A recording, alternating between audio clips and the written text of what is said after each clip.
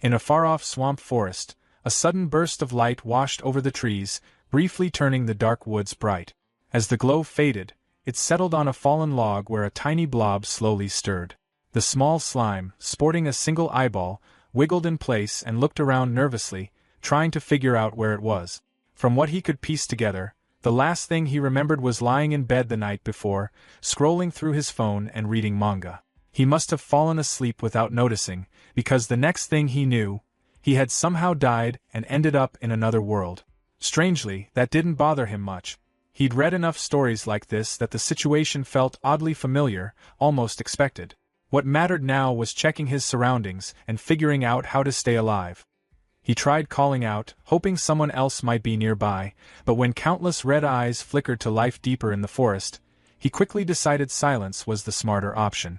Bugs crawled everywhere, and thick miasma hung in the air, yet for some reason, the place felt oddly comfortable to him. Snapping himself out of that thought, he realized this wasn't the time to relax.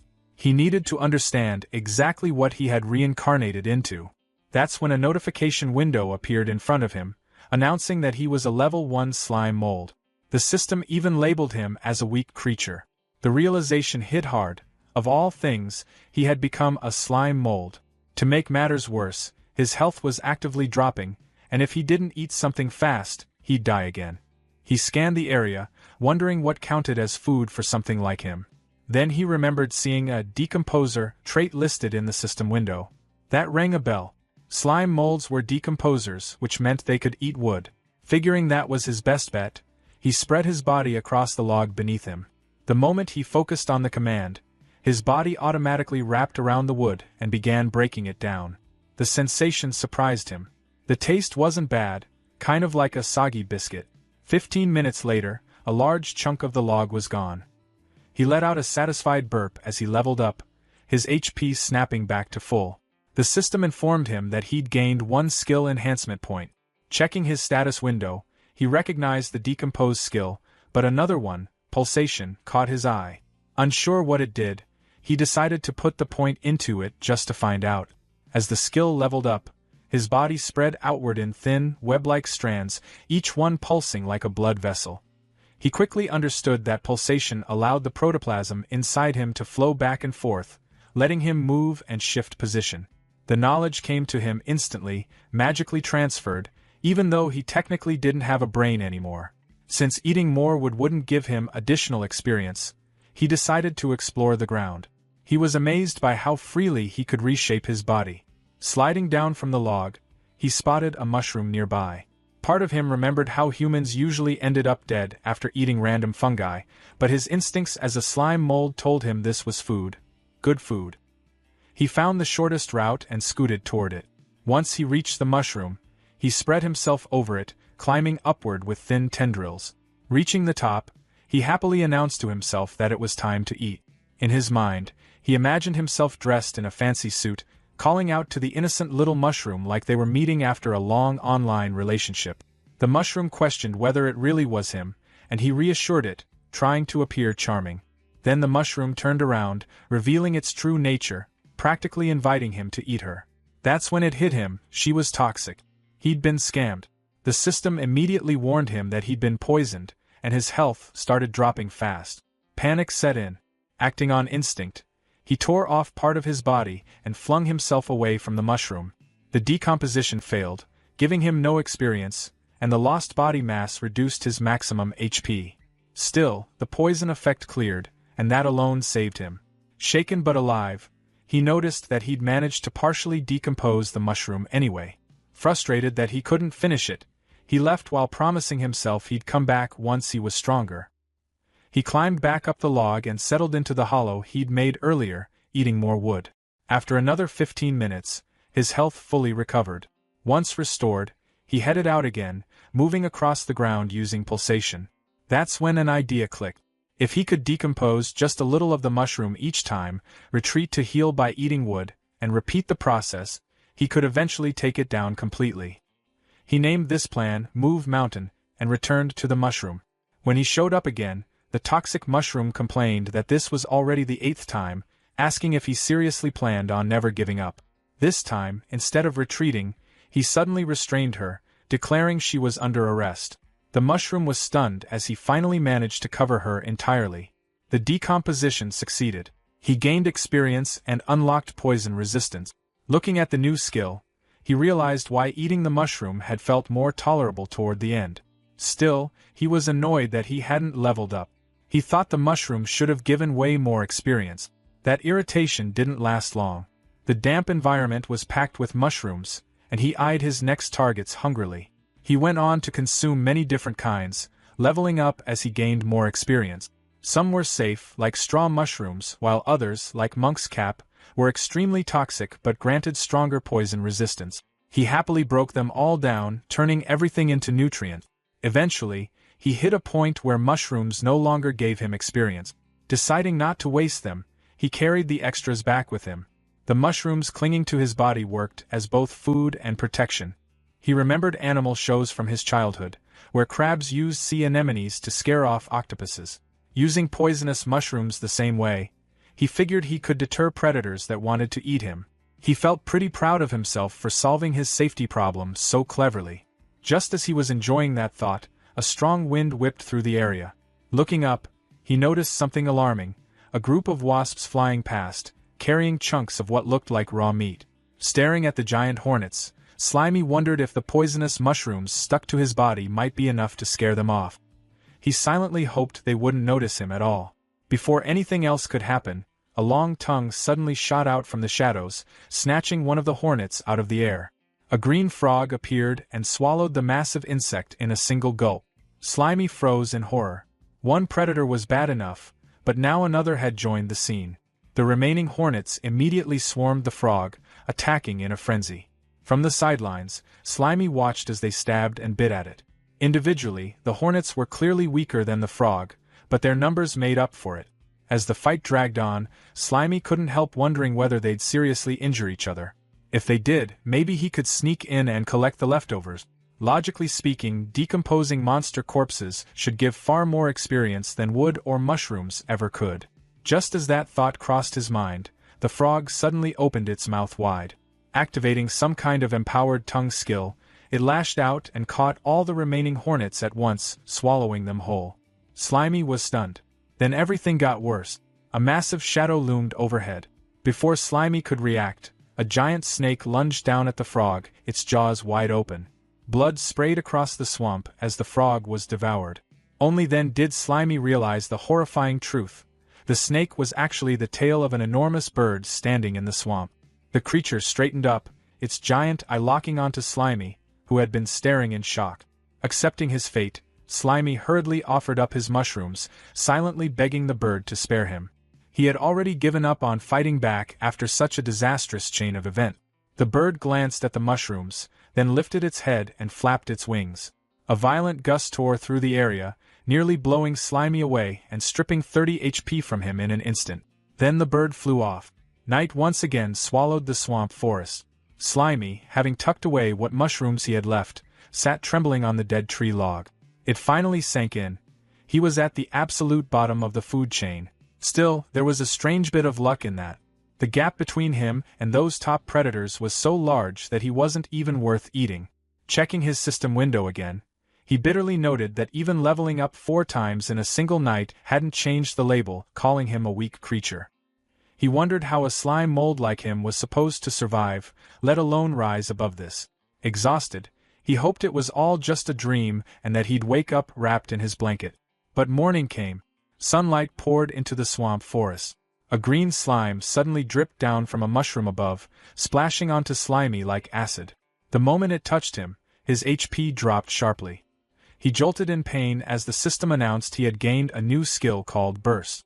The skill allowed him to force the ectoplasm in his body to flow in a single direction, creating thrust. Confused and still hurting, Slimy fell to the ground and looked around, trying to understand what had just happened. That's when he noticed a snail slowly crawling toward his mushrooms. The snail activated a skill called Acid Liquor, melting the mushrooms into a sizzling puddle and slurping up the remains. Slimy shouted at the snail, finally getting its attention. It was one thing to steal his mushrooms, but dripping acid on his face and almost melting him crossed a line. The snail didn't seem to care. It kept eating and let out a small, pitiful whimper. Slimy snapped that playing the victim wasn't going to help. Still, as the snail lingered nearby, whimpering, Slimy hesitated. They were both low-level monsters, just trying to survive in a harsh world. Seeing how miserable it looked, he wondered if he was being too harsh. With a sigh, he decided to let it go, telling the snail he wouldn't make things difficult. There were plenty of mushrooms around anyway. The snail made a happy sound and went back to eating. Watching this, Slimy was reminded of those manga scenes where friendships were born from conflict. He started daydreaming about teaming up with the snail, growing stronger together, and increasing their chances of survival. In his imagination, they'd go on adventures, powered by friendship, eventually defeating some great demon king. Companions, he thought, were essential to surviving and growing stronger in this world. Moved by the idea, he crawled closer and suggested they team up, since they were both low-level monsters. He promised to watch each other's backs and make sure the snail always had mushrooms to eat. The snail looked at him happily. Then it suddenly lunged forward and bit off a chunk of Slimy's body. Pain shot through him as his HP dropped. It hurt a lot. In that instant, Slimy realized how naive he'd been. Monsters in this world didn't care about feelings. Nature was simple: eat or be eaten. He'd been fooled by the snail's pitiful act.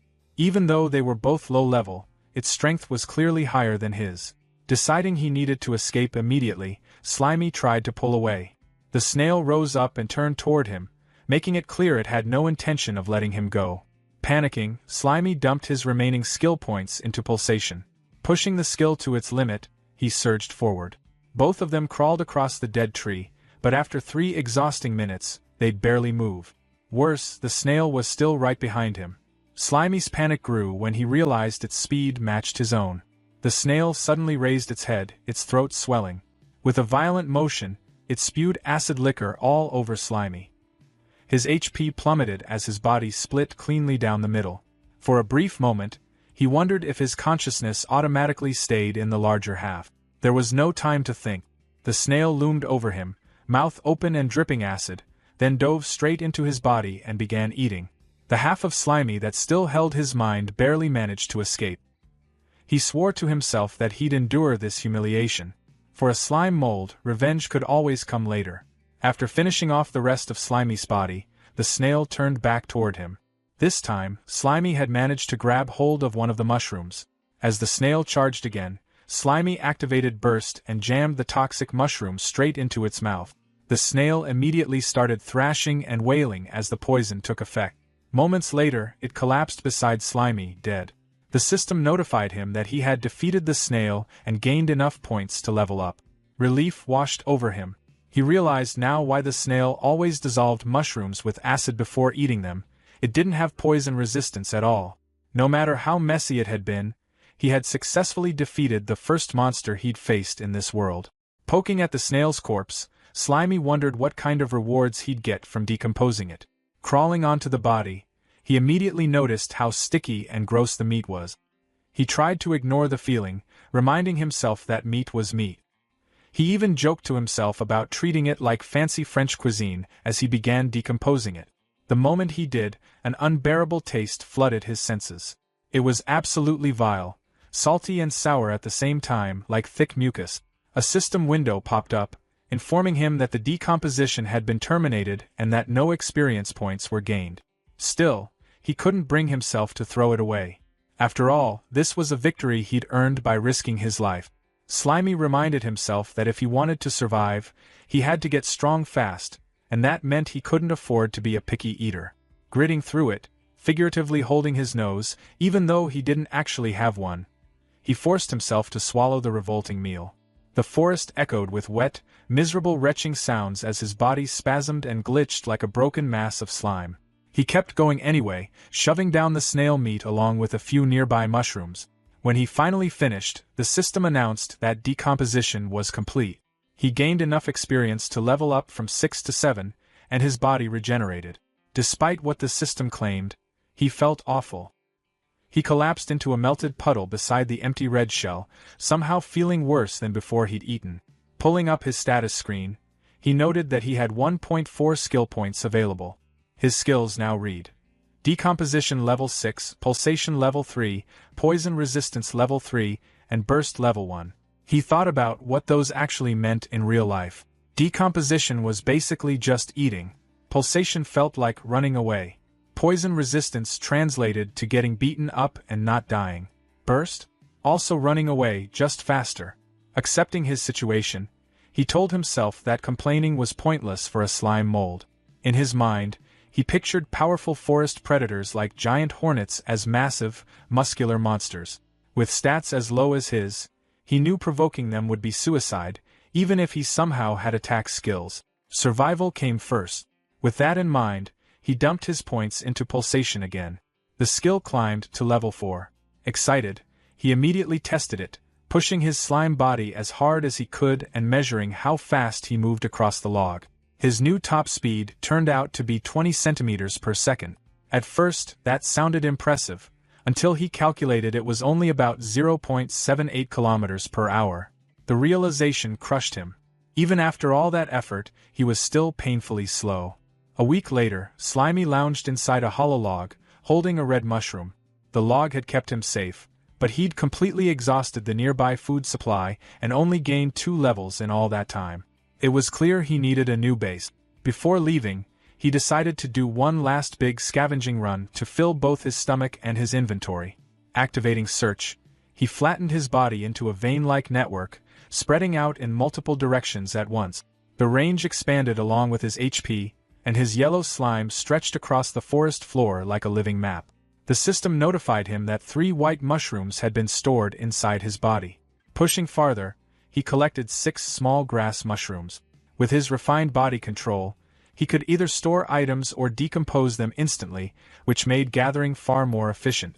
He demonstrated this by consuming a cluster of blue mushrooms on the spot. He kept foraging and broke down a large blue mushroom. The system confirmed the decomposition, rewarding him with experience and raising his poison resistance to level 4. As he continued spreading his search network, one of his tendrils hit something hard and red. The system immediately warned that the target couldn't be decomposed. Before he could react, a sharp pain shot through him, costing him 9 HP. He pulled back instinctively, annoyed as he realized he'd run into that guy again. The attacker sprayed green corrosive liquid using acid liquor. Slimy was grazed, losing another 7 HP, but he was relieved that his improved speed let him dodge most of the attack. This was another acid snail, but this one was noticeably faster. He wondered if individuals of the same species could really vary this much in strength. Moving evasively, he felt confident the snail wouldn't land another hit. That confidence shattered when the snail suddenly unleashed a brutal close-range attack, splattering his body and dealing a massive 33 points of damage. The snail paused, seemingly thinking it was over. That pause was exactly what Slimy needed. He'd taken the hit on purpose to get close. Using Burst, he jammed a poisonous purple mushroom straight into the snail's mouth. In his mind, he mocked how easy it was to beat monsters once their weakness was known, chalking it up to the clear intelligence gap between them. The plan worked instantly. The acid snail convulsed as poison tore through its body. Slimy consumed the defeated enemy, once again forcing himself through the disgusting taste. The system rewarded him by boosting him from level 9 to 10. He sat there afterward in a melted heap, feeling miserable from the meal, but he couldn't deny it. The massive experience gained from monster meat made it worth it. Once he recovered, he left the red shell behind and continued moving through the grassy forest. As he traveled, he heard rustling ahead in the tall grass. Assuming it was just another weak snail, he arrogantly called out, ordering whatever was hiding to come out. What emerged instead made him freeze. It wasn't a snail at all, but a huge, horrifying centipede with blade-like legs. The towering insect cast a terrifying shadow over him, twitching its sharp blue limbs in a steady, threatening rhythm. Panicking, Slimy scrambled behind a rock, trembling as he realized he'd made a serious mistake. The centipede lunged. Desperate, Slimy tried his usual trick. He held up a poisonous mushroom and yelled for the monster to stay back. The attempt failed instantly. The centipede's mandibles sliced the mushroom clean in half before it could even be eaten. Slimy stared in disbelief as the pieces fell uselessly to the ground. The centipede followed up with a skill called Myriad Blade Strangle, wrapping its long body around him and squeezing. It buried its head into his slime, trying to bite and tear him apart. Then something unexpected happened. The centipede struggled. No matter how it attacked, it couldn't deal any damage. That's when Slimy realized the truth. His liquid body was immune to blades and constriction. In an instant, predator and prey swapped roles. Slimy engulfed the trapped centipede, happily accepting the delivered experience points as he consumed it. Riding that momentum, he continued hunting. He spotted a large green beetle resting on a rock. He tried to attack a flying hornet but could only watch it hover out of reach, annoyed that he was still too short. When he noticed a cockroach, he recoiled in pure disgust and decided to let it go, simply because he didn't want to eat it. Some time later, Slimy traveled through the forest in high spirits, humming to himself with a red mushroom held in his body. Opening his status window, he admired his progress. He was now a level 13 slime mold with 157 HP. Pulsation had climbed to level 8, and poison resistance to level 5. Leaning back against a patch of moss, he felt genuinely satisfied with how fast he was leveling now that he'd started eating meat. His confidence returned as he pictured his place in the food chain, above insects but still below frogs, lizards, and the terror bird. That was fine for now. It was time to aim higher. He set his sights on giant frog legs, imagining himself growing unstoppable, standing atop piles of insect corpses and ruling this new world someday. With that dream in mind, he arrived at the edge of a murky pond deep in the swamp forest. He studied the water, wondering what valuable resources might be hiding below and whether he could safely explore it. Deciding the only way to find out was to try, he slowly dipped a yellow tendril into the water. The reaction was instant and agonizing. The moment his tendril touched the water, Slimy felt his body swell like a balloon. Panic hit hard as pressure built from the inside, making him feel like he was seconds away from bursting. Through raw sensation rather than thought, he understood what was happening. As a single-celled organism, fresh water was rushing straight into him through osmotic pressure. If he submerged himself, he'd swell until he popped, just like a red blood cell in pure water. He yanked his limb back as fast as he could, relieved to still be intact but forced to abandon any ideas about underwater exploration. Before he could recover, bubbles started rising from the pond. A massive, dark green shape slowly pushed its way to the surface. As it emerged fully, Slimy stared in confusion before realizing what it was: a crab. The creature stood there blankly, foam bubbling from its mouth. Confusion quickly gave way to hunger as Slimy imagined a plate of steamed crab legs. After non-stop bug meals, this finally felt like real food. Trying to be clever, he called out from the shore in a friendly tone, pretending he just wanted to make friends. The crab ignored him completely and climbed onto a steep rock jutting out of the water, sitting there and blowing bubbles like nothing else existed. Slimy quickly got the message. It wasn't coming to him. Risking his life in the pond wasn't worth it. Instead, he started planning to dissolve poisonous mushrooms and dump the toxins into the water to kill the crab from a safe distance. That plan died instantly. The giant swamp crab activated a skill called Bubble Barrage, firing a high-pressure stream of water straight at him. The blast slammed into Slimy with terrifying force, knocking him backward and ripping 25 HP away. He was stunned that something as simple as water could hurt that badly. The crab fired again. Slimy scrambled to dodge, but still took another 10 damage as he barely escaped. He slid behind a thick tree root just in time, using it as a shield against the incoming water blast. His body trembled as he realized the truth. This thing was on a completely different level from the insects he'd been farming. Running now would only paint a bigger target on him, so he stayed hidden and waited, hoping the crab would lose interest. Then he heard a massive splash. Peeking out carefully, he wondered if the crab had finally given up. Instead, his blood ran cold as he saw the giant swamp crab climb out of the pond and onto land. Its claws snapped aggressively as it activated Dash, scuttling sideways with horrifying speed. Slimy watched in disbelief as the predator charged straight toward his hiding spot. Realizing the crab fully intended to eat him, he panicked and scrambled up the tree trunk. Clinging tightly to the bark, he glanced down and felt a brief wave of relief. At least up here, the water attacks wouldn't hit him. That relief vanished instantly. A chittering sound echoed above. Slimy looked up and saw a large, pale spider with glowing red eyes crawling down toward him. Unbothered at first, he waved a tentacle dismissively, telling it to move along since he was busy dealing with the crab.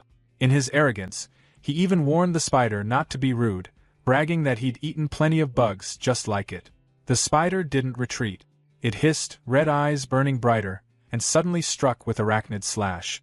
Its front leg moved like a blade, slicing through Slimy's body at blinding speed. A massive chunk of slime was severed, dealing 30 damage, and the spider calmly caught and ate it. Slimy was stunned. He'd thought he was immune to blade attacks. A status window appeared, revealing the truth. The spider was a level 16 monster with swordsmanship level 8. Before he could even process that, another blast of high-pressure water slammed into the tree trunk inches from him. The splash alone dealt another 17 damage.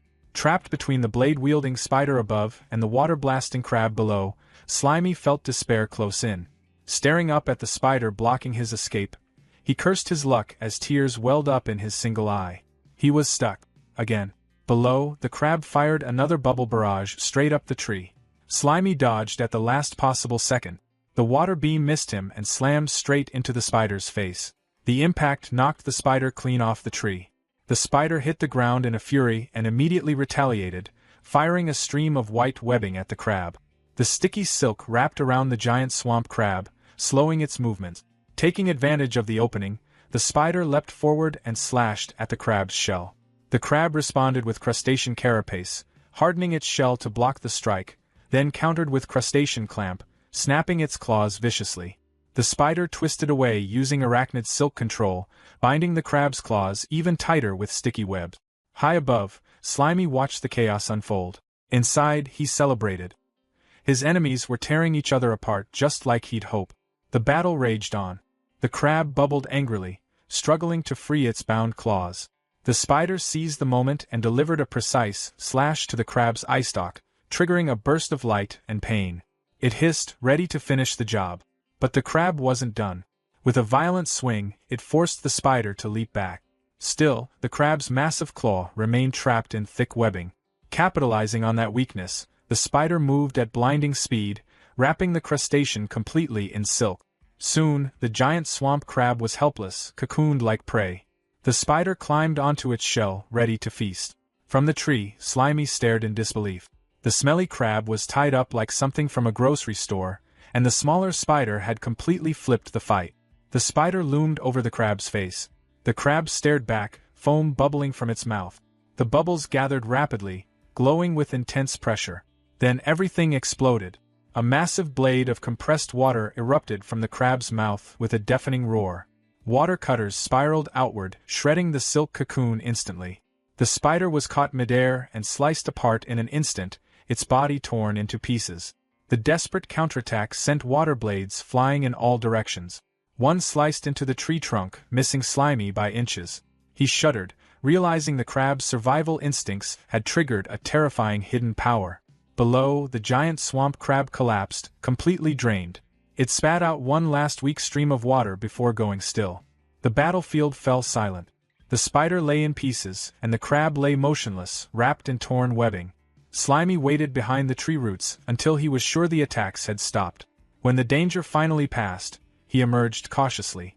Approaching the immobilized crab, he mocked it for wasting all its energy firing wildly and ending up in such a pathetic state.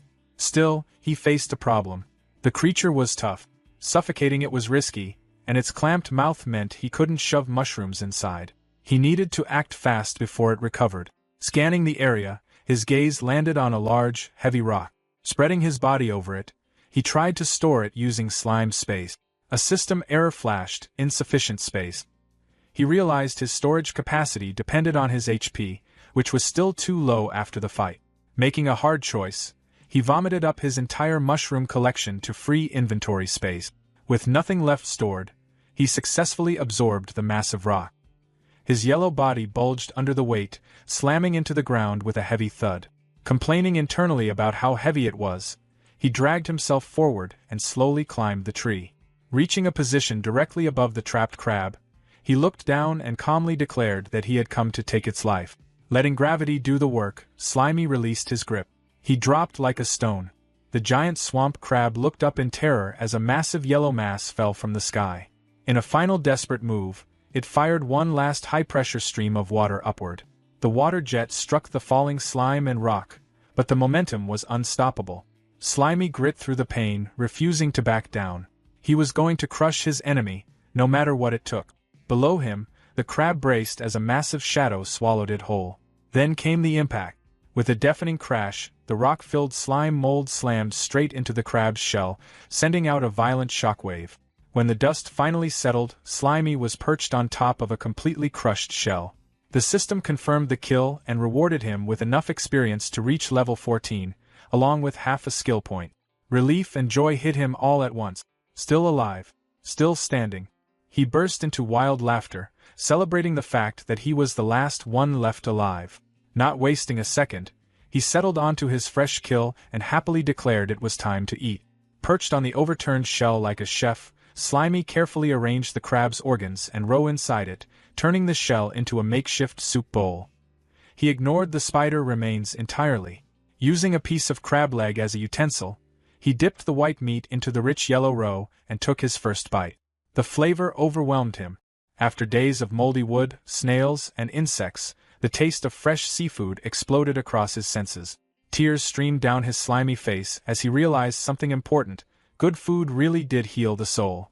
In that moment, he renewed his determination to survive in this brutal world, if only to keep finding meals like this. He ate everything, leaving nothing behind.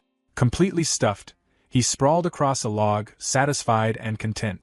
A status window popped up, showing he was now level 14 with 168 HP. His body felt refreshed, energized, and whole again. With his hunger gone, Slimy decided to put that energy toward an experiment. He positioned himself in front of a rock and focused inward, concentrating on his internal structure. Tensing his entire body, he squeezed with everything he had. His single eye bulged from the strain as he tried to force something out, screaming internally from the effort. Panting, he glared at the rock, demanding the power to come out. His thoughts drifted back to the crab's bubble barrage. Skills could be learned through practice, right? The crab compressed water to fire it, so why couldn't a slime mold do the same? Fired up, he squeezed his internal fluids again, chanting for the attack to appear. He tried copying the crab's technique, but only a few weak squirts shot out of his backside in completely the wrong direction. He tried again, aiming forward this time, straining noisily. The yellow liquid just dribbled out uselessly. Exhausted, he collapsed into a puddle, complaining that he couldn't control either the direction or the force. For a moment, he felt defeated. Then the frustration hardened into resolve. Refusing to give up, he tensed every part of his body, compressing his internal fluids to their absolute limit. Suddenly, a high-speed jet of yellow fluid blasted out with tremendous force. His burst skill activated automatically. The projectile slammed into the crab shell, punching a clean hole straight through it. A system message appeared, announcing that Burst had evolved into a new skill, Cytoplasm Jet. The system explained that the skill launched his own cytoplasm as a projectile, using his body mass as ammunition. Slimy laughed out loud. The fact that skills could evolve through sheer practice thrilled him. Then a worrying thought hit him. His other skills had cooldowns. What if this one did too? To test it, he fired again. Then again. A rapid barrage of yellow shots tore into the shell. The system confirmed there was no cooldown. As he continued firing, the skill leveled up to level 2. That excitement faded quickly when he looked at himself. His body had shriveled into a thin, pitiful stick. A warning flashed, his health was critical. Each shot was consuming his own biomass as ammo. That meant his body was his only combat resource. Slightly disappointed that he couldn't become some kind of mage, he went back to eating the crab to restore his lost mass. While eating, an idea sparked. If eating restored him, what about the parts of himself that had been cut off earlier? He searched the area and found a large chunk of yellow slime lying in the grass. It looked way bigger than he expected. He wondered if he'd really lost that much when the spider sliced him. Curious, he pressed the separated piece against his main body and activated reclamation. As it was absorbed, flashes of memory flooded in. He saw the fight with the spider. He saw the rock falling. But the perspective was wrong, it wasn't his own. That's when he realized it. The severed piece had experienced things independently. Something clicked. Separated parts of his body, even without true consciousness, could still decompose things on their own. By reabsorbing them later, he could collect both the health and experience they gained. Delighted, Slimy hummed happily, convinced he'd just discovered a system exploit. He imagined sending fragments of himself in all directions, turning one mouth into many and skyrocketing his leveling speed. He tested the idea immediately using division. A small chunk split off, costing him 10 HP. Both the main body and the fragment looked weak. That's when he noticed the limitation. If his HP dropped below 30, he entered a dangerous starvation state. With a max HP of 198, he reasoned that as long as he had enough food, he could make plenty of clones safely. Straining again, he tore off a much larger chunk, taking 30 damage. The separated yellow blob wiggled and moved on its own. It worked. In his mind, he imagined himself wearing a ninja headband. The ability felt just like the shadow clone technique from Manga. Pumped with excitement, he raised an imaginary fist and declared it was time to get to work. He ordered one clone to decompose a dead log and sent others toward a nearby mushroom pile. His status screen showed a level 14 slime mold with 198 HP and skills including decomposition, pulsation, poison resistance, and cytoplasm jet. The plan felt solid. Let the clones farm resources while he stayed safe, eating leftover spider meat and keeping his main body at full health. Mastering his body more and more, he imagined himself with a cool armored humanoid shape. Confidence surged as he visualized attacks passing harmlessly through him. A normal thrust? Useless. A powerful slash? His body would just reconnect. Physical attacks couldn't threaten him. Still, his expression grew serious. There was one thing he hadn't tested yet. Magic. He wondered if magic could kill him where physical attacks failed. Maybe he hadn't seen magic yet because this world was closer to a savage animal kingdom than a fantasy one. Deciding to experiment further, he set a trap near the murky water, using small pieces of his yellow body as bait. A giant swamp crab burst from the pond and grabbed one piece. He'd already laid a trail of slime chunks leading inland. More crabs followed the trail, happily feeding, unaware they were walking into a kill zone. High above, Slimy clung to a tree branch, watching as the crabs gathered below. When they finally looked up, it was too late. A massive shadow fell over them as he shoved the branch loose. The branch crashed down with devastating force, instantly crushing the crabs. System notifications flooded in. Killing 6 crabs at once pushed him from level 14 to 15. He dropped down, finished off any survivors with a rock, and started eating.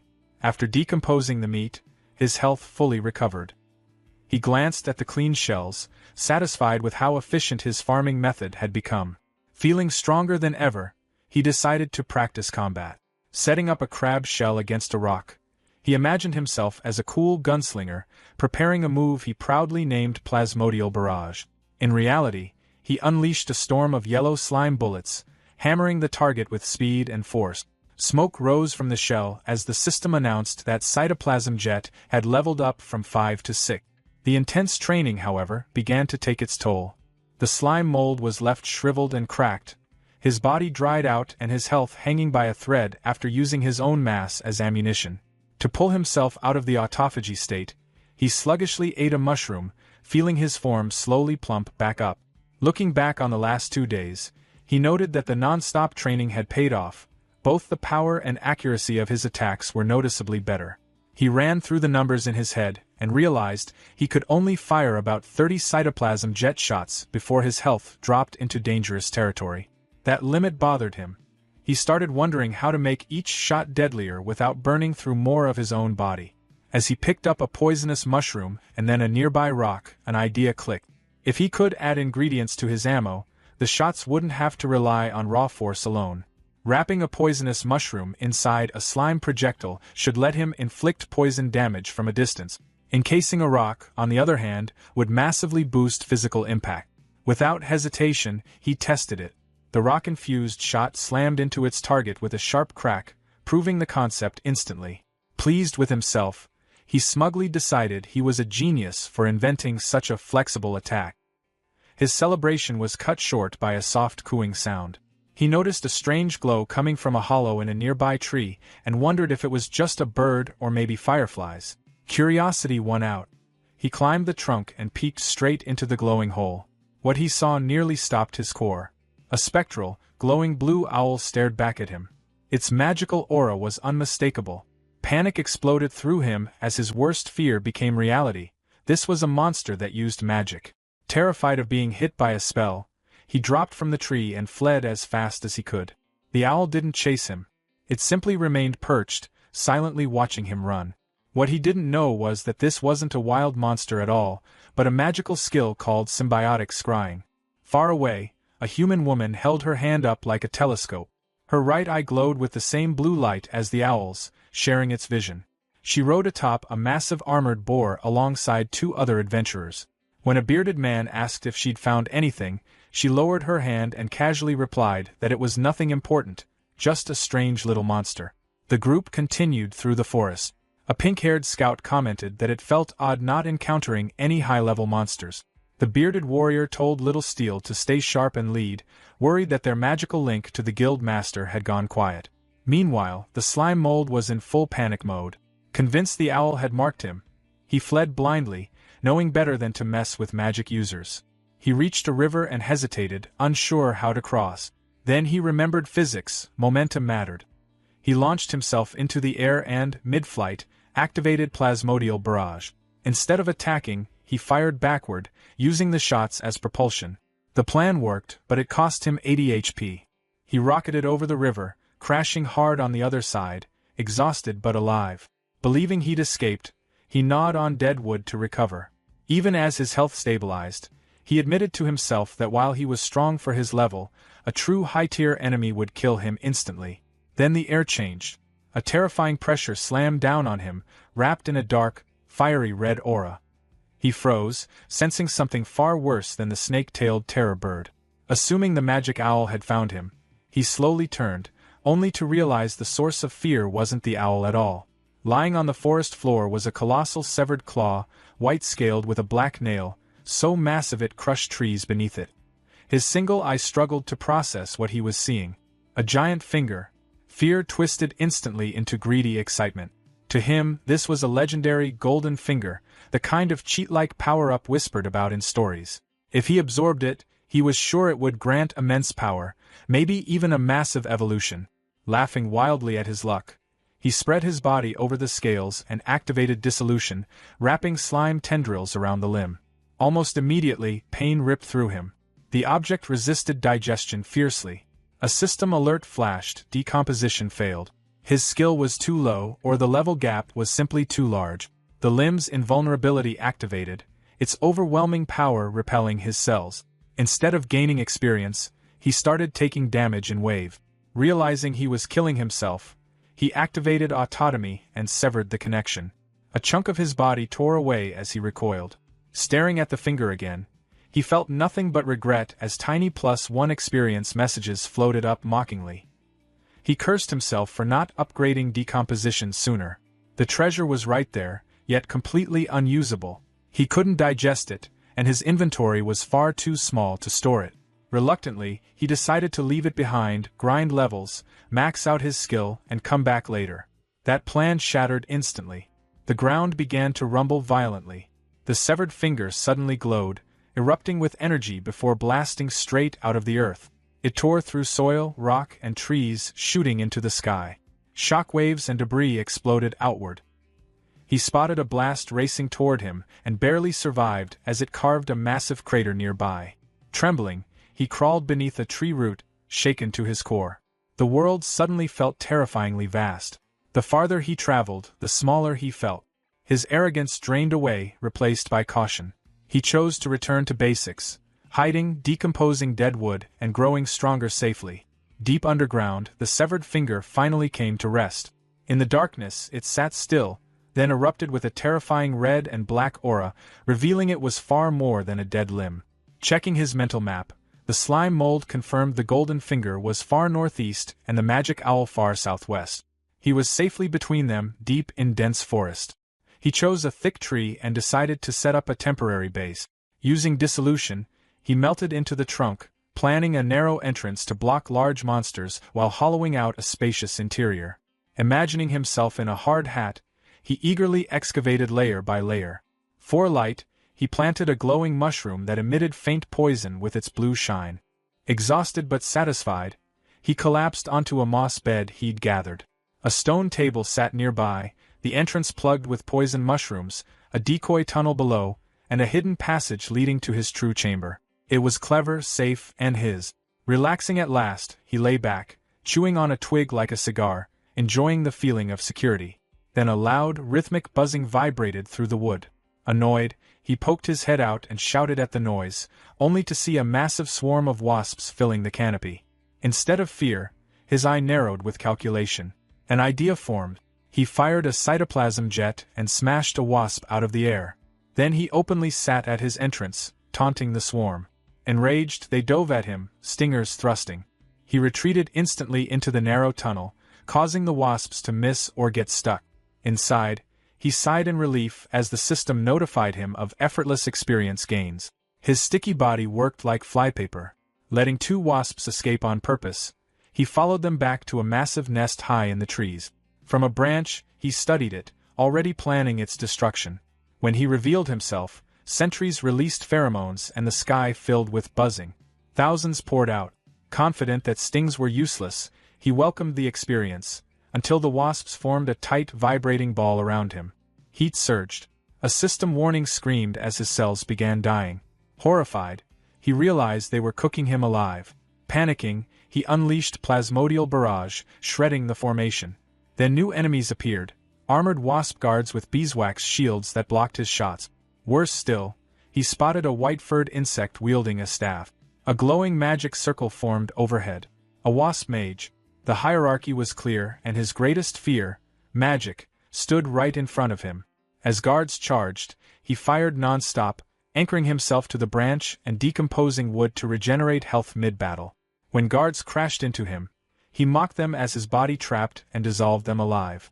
With storage full, he improvised, turning a wasp spear into a reinforced projectile. The enhanced shot shattered a shield and skewered its target. Seeing its defenses broken, the wasp mage ordered a retreat. The swarm fled. He remained on the branch, watching them go, scoffing as he decided they'd run because they finally understood how dangerous he was. A thick golden substance started pooling together, twisting and swirling until it formed a smooth, glowing orb. A slimy creature freezes nearby, staring at it like it's the only thing in the world. One thought loops in its mind: that has to be bee honey, and I need to taste it. But the honey isn't unprotected.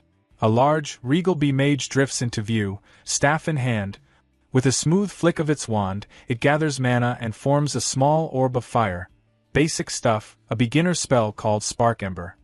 The fireball launches, and slams straight into the slimy, detonating on impact. The slimy jolts back. The hit is brutal, and completely unexpected. The bee mage doesn't slow down. Hovering in place, it fires off 2 more embers in rapid succession. The flames weave cleanly through the trees and smash into the slimy again. Panic sets in. Fire magic is the slimy's worst matchup, and the honey coating its body only makes things worse. Even with its slow regeneration kicking in, it knows the truth. This fight is impossible. It turns to flee, but it's too late. Another fireball slams home, cutting off any chance of escape. Desperate, the slimy fires back, launching a chunk of its own body in a move called Plasmodial Barrage.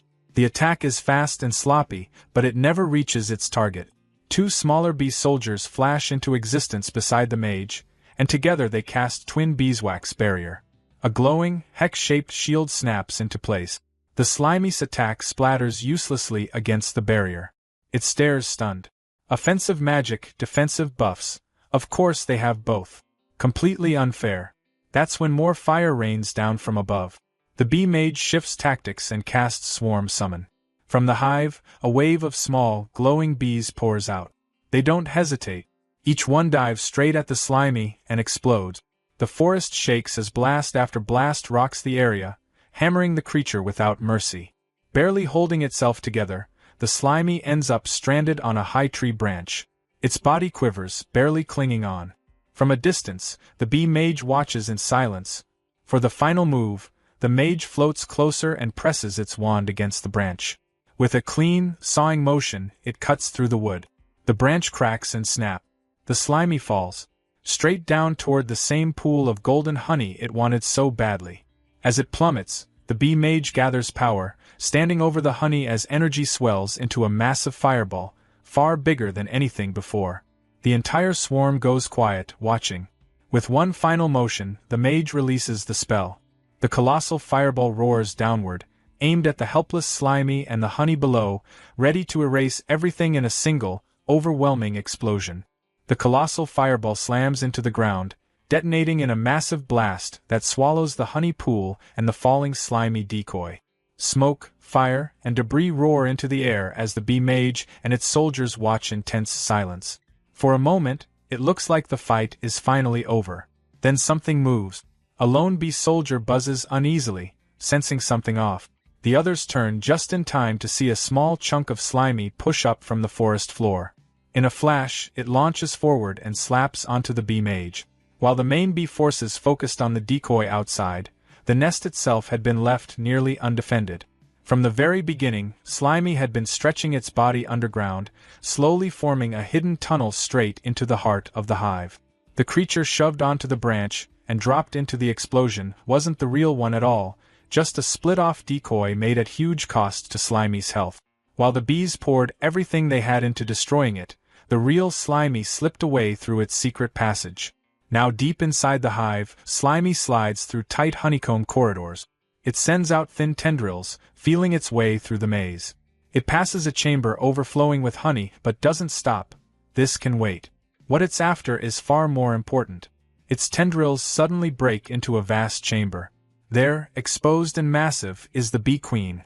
Before the royal guards can react, Slimy warned them not to move, saying their queen's life was in his hands as he threatened her with a rock. The queen screamed as he tightened around her, her pain echoing through the hive. The mage didn't hesitate and ordered the warriors to attack. Watching them rush him, Slimy felt a flash of disappointment. There was clearly no room for negotiation. In response, he crushed the queen's body and tore her head apart. The mage wasp froze in horror as the hive began collapsing almost instantly. Slimy hadn't expected it, but the queen bee functioned like a core machine. Once she was destroyed, the entire swarm naturally broke down and disintegrated. He'd briefly considered talking things out, but it became clear that even creatures with social structures were still driven by instinct at a low level. The system chimed in, informing him that he had met the requirements to level up. It also warned him that decomposing B-rank parts would no longer give experience after 24 hours, and that any HP exceeding his maximum would be cleared within an hour. He had reached level 21. This decomposition had greatly increased his poison resistance, and he'd unexpectedly unlocked a new skill called Central Command. However, when he tried to put a skill point into it, the system told him he didn't have enough subordinates to use it. He'd originally planned to max out his decomposition skill for future scavenging, but learned the hard way that racial skills couldn't be upgraded with points. With no other option, he put his points into pulsation instead. Luckily, this haul had been rich in resources. As his HP increased, the slime mold space inside his body expanded too, and the honey he'd collected felt like pure treasure. Still, when he looked back at the ruined hive, he couldn't shake the strange mix of emotions stirring inside him, despite not even having a heart anymore. Ever since he'd turned the tables on the snail, he'd officially stepped onto the path of predation. Yet something felt off. His thoughts drifted to the crab's child, imagining the little one waiting and wondering why his father hadn't come back to play like he promised.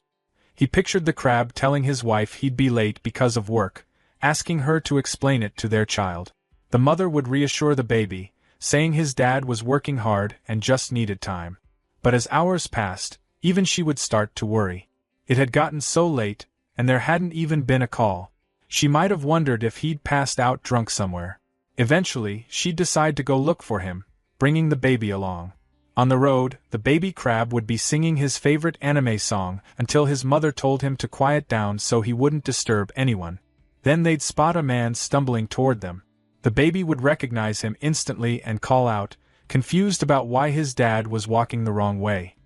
His mother would sigh and say he was obviously drunk, telling her son to go help him. The baby would run over happily, only for everything to fall apart when the crab suddenly turned around, revealing that he'd been turned into a zombie. A slime monster had taken over his body, eating him from the inside. The imagined scream echoed in Slimy's mind, making him think he'd become the villain of the story. But then he snapped out of it. He realized he was overthinking things, probably because his mental foundation was still human. That lingering guilt came from who he used to be. Now, he was a slime mold in another world.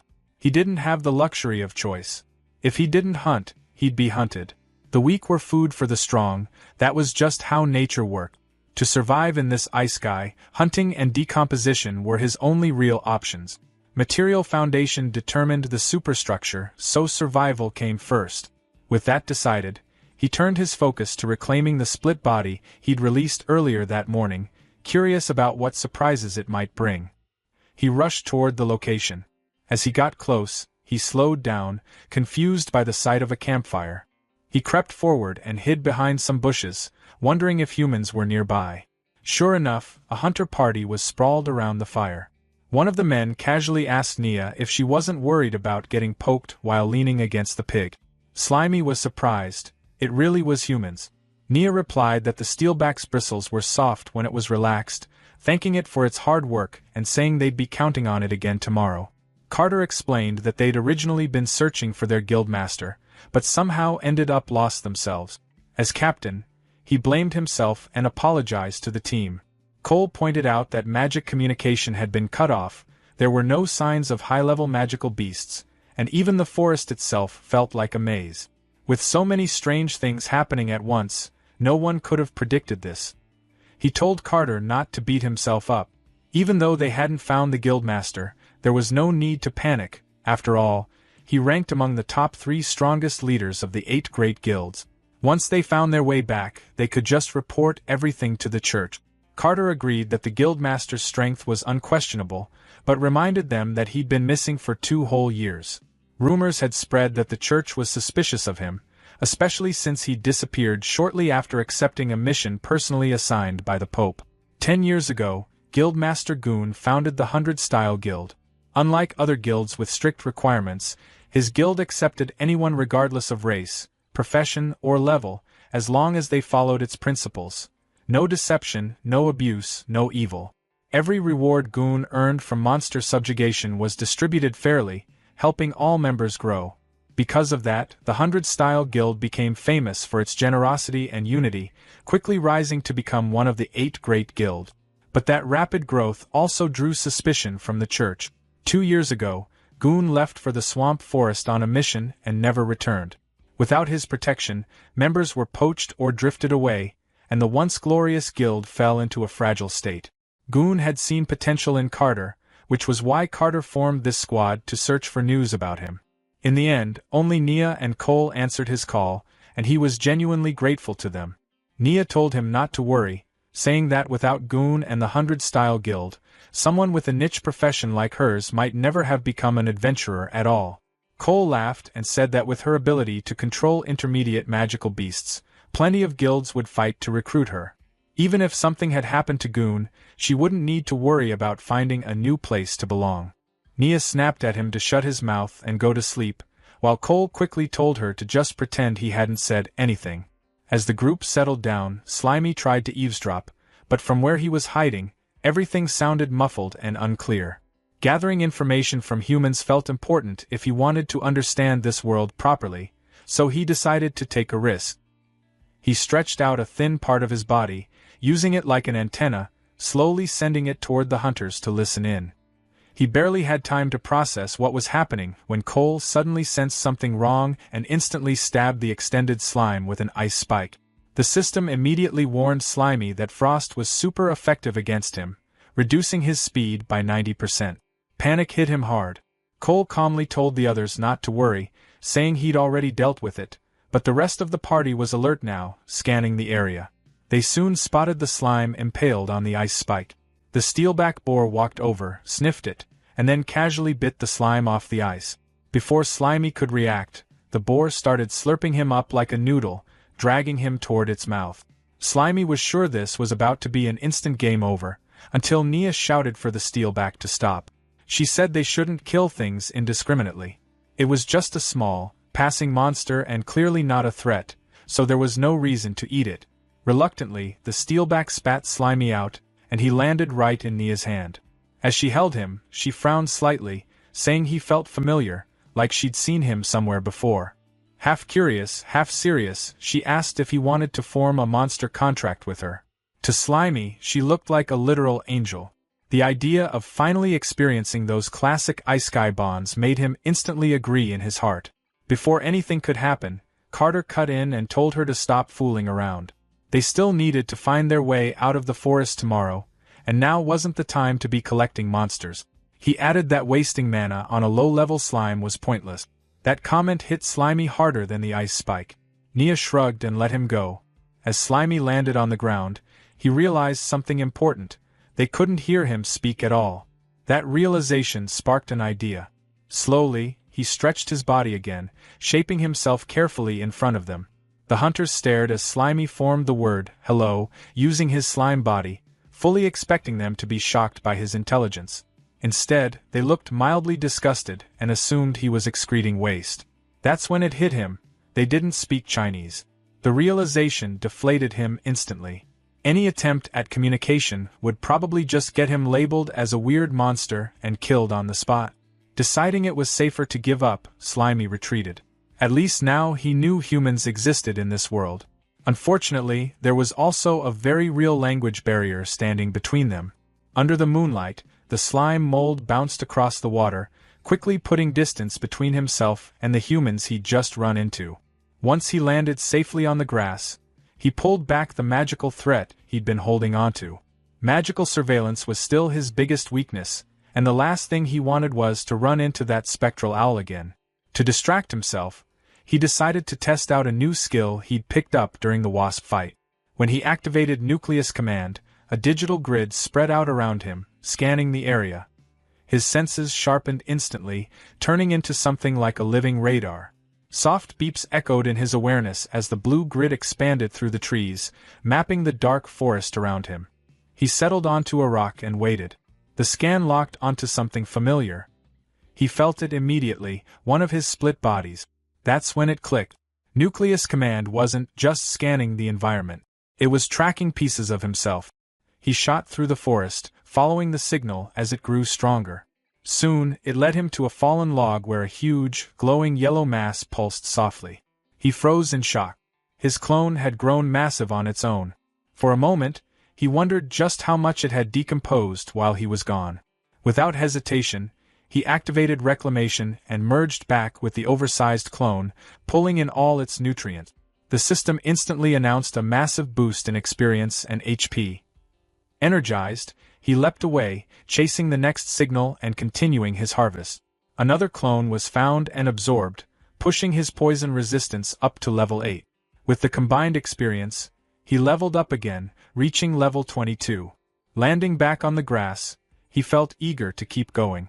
He activated Nucleus Command once more, but this time, the signal was weak, barely beeping. Confused, he scanned the area frantically, trying to figure out what happened. Then he noticed movement near a patch of mushrooms. His focus snapped into place just in time to see the problem. An acid snail was chewing on his clone. Furious, he shouted at the creature and fired a jet of cytoplasm straight at it. The blast knocked the snail away, leaving the clone shaking where it lay. For a split second, he treated it like a bullied kid, mentally promising to protect it this time. He moved in to reclaim what was left. Then everything went wrong. A fast red blur slammed down from above, smashing the mushrooms apart. A long, sticky tongue shot out and scooped up the clone right in front of him. Before he could react, a fat green frog swallowed it whole and let out a satisfied croak. The slime mold stared in disbelief as the frog burped. Just like that, his experience was gone. Shock turned into pure rage. Staring the frog down, he silently swore the disgusting thing would pay for stealing his clone. He fired a plasmodial barrage, launching a hardened projectile straight at it. The frog noticed too late. The shot slammed into its face and sent it tumbling backward. Seeing it fall, the slime mold scoffed, thinking he'd gotten strong enough to take on even bigger threats now. But that confidence didn't last long. To his disbelief, the frog wasn't finished. It opened its mouth and casually caught the projectile, completely unharmed. Before he could fire again, the frog leapt high into the air and splashed into the river, disappearing beneath the surface. The slime mold rushed to the edge of the rock, shouting that it couldn't escape. The frog's head popped back up, croaking mockingly from the safety of the water. Refusing to let it go, he fired a volley into the river. Every shot splashed uselessly across the surface, losing momentum instantly. Frustrated, he stopped. It finally hit him. He couldn't touch it while it stayed underwater. Suddenly, the frog burst out of the river. Watching closely, the slime mold assumed it needed air and confidently declared that weakness meant it was dead. But he was wrong. The frog pushed off the water itself, releasing power and launching toward shore like a living missile, its mouth wide open. He barely dodged as it crashed into the rock where he'd been standing. While the frog recovered, he fired a stone-hardened barrage that struck its eye with perfect accuracy. As soon as the hit landed, he retreated up a tree. Perched on a branch, he realized what had happened. The frog had baited him toward the water. After so many easy wins, he'd gotten careless. He reminded himself that a hunter could turn into prey in an instant. Below, the frog clutched its bleeding eye, furious. It glared up and croaked angrily, then ignored the pain and leapt straight for the tree. Panic hit when the slime mold realized he was out of stone ammo. He fired liquid slime shots instead. It didn't help. The frog opened its mouth and caught every projectile, swallowing them midair. The slime mold froze in horror as he realized his attacks were literally feeding it. Even injured, the frog climbed the tree, closing in fast. By the time he understood the danger, it was too late.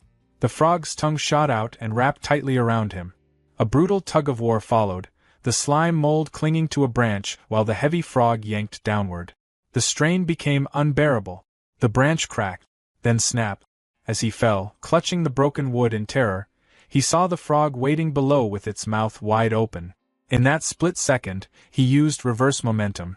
Wrapping himself around the broken branch, he angled the sharp end downward and thrust it forward, screaming for it to eat this instead. The jagged wood pierced straight through the frog's mouth and into its brain. The impact sent the frog crashing back, blood spraying as the slime mold remained safe above. The lifeless body fell into the river with a heavy splash, ending the fight.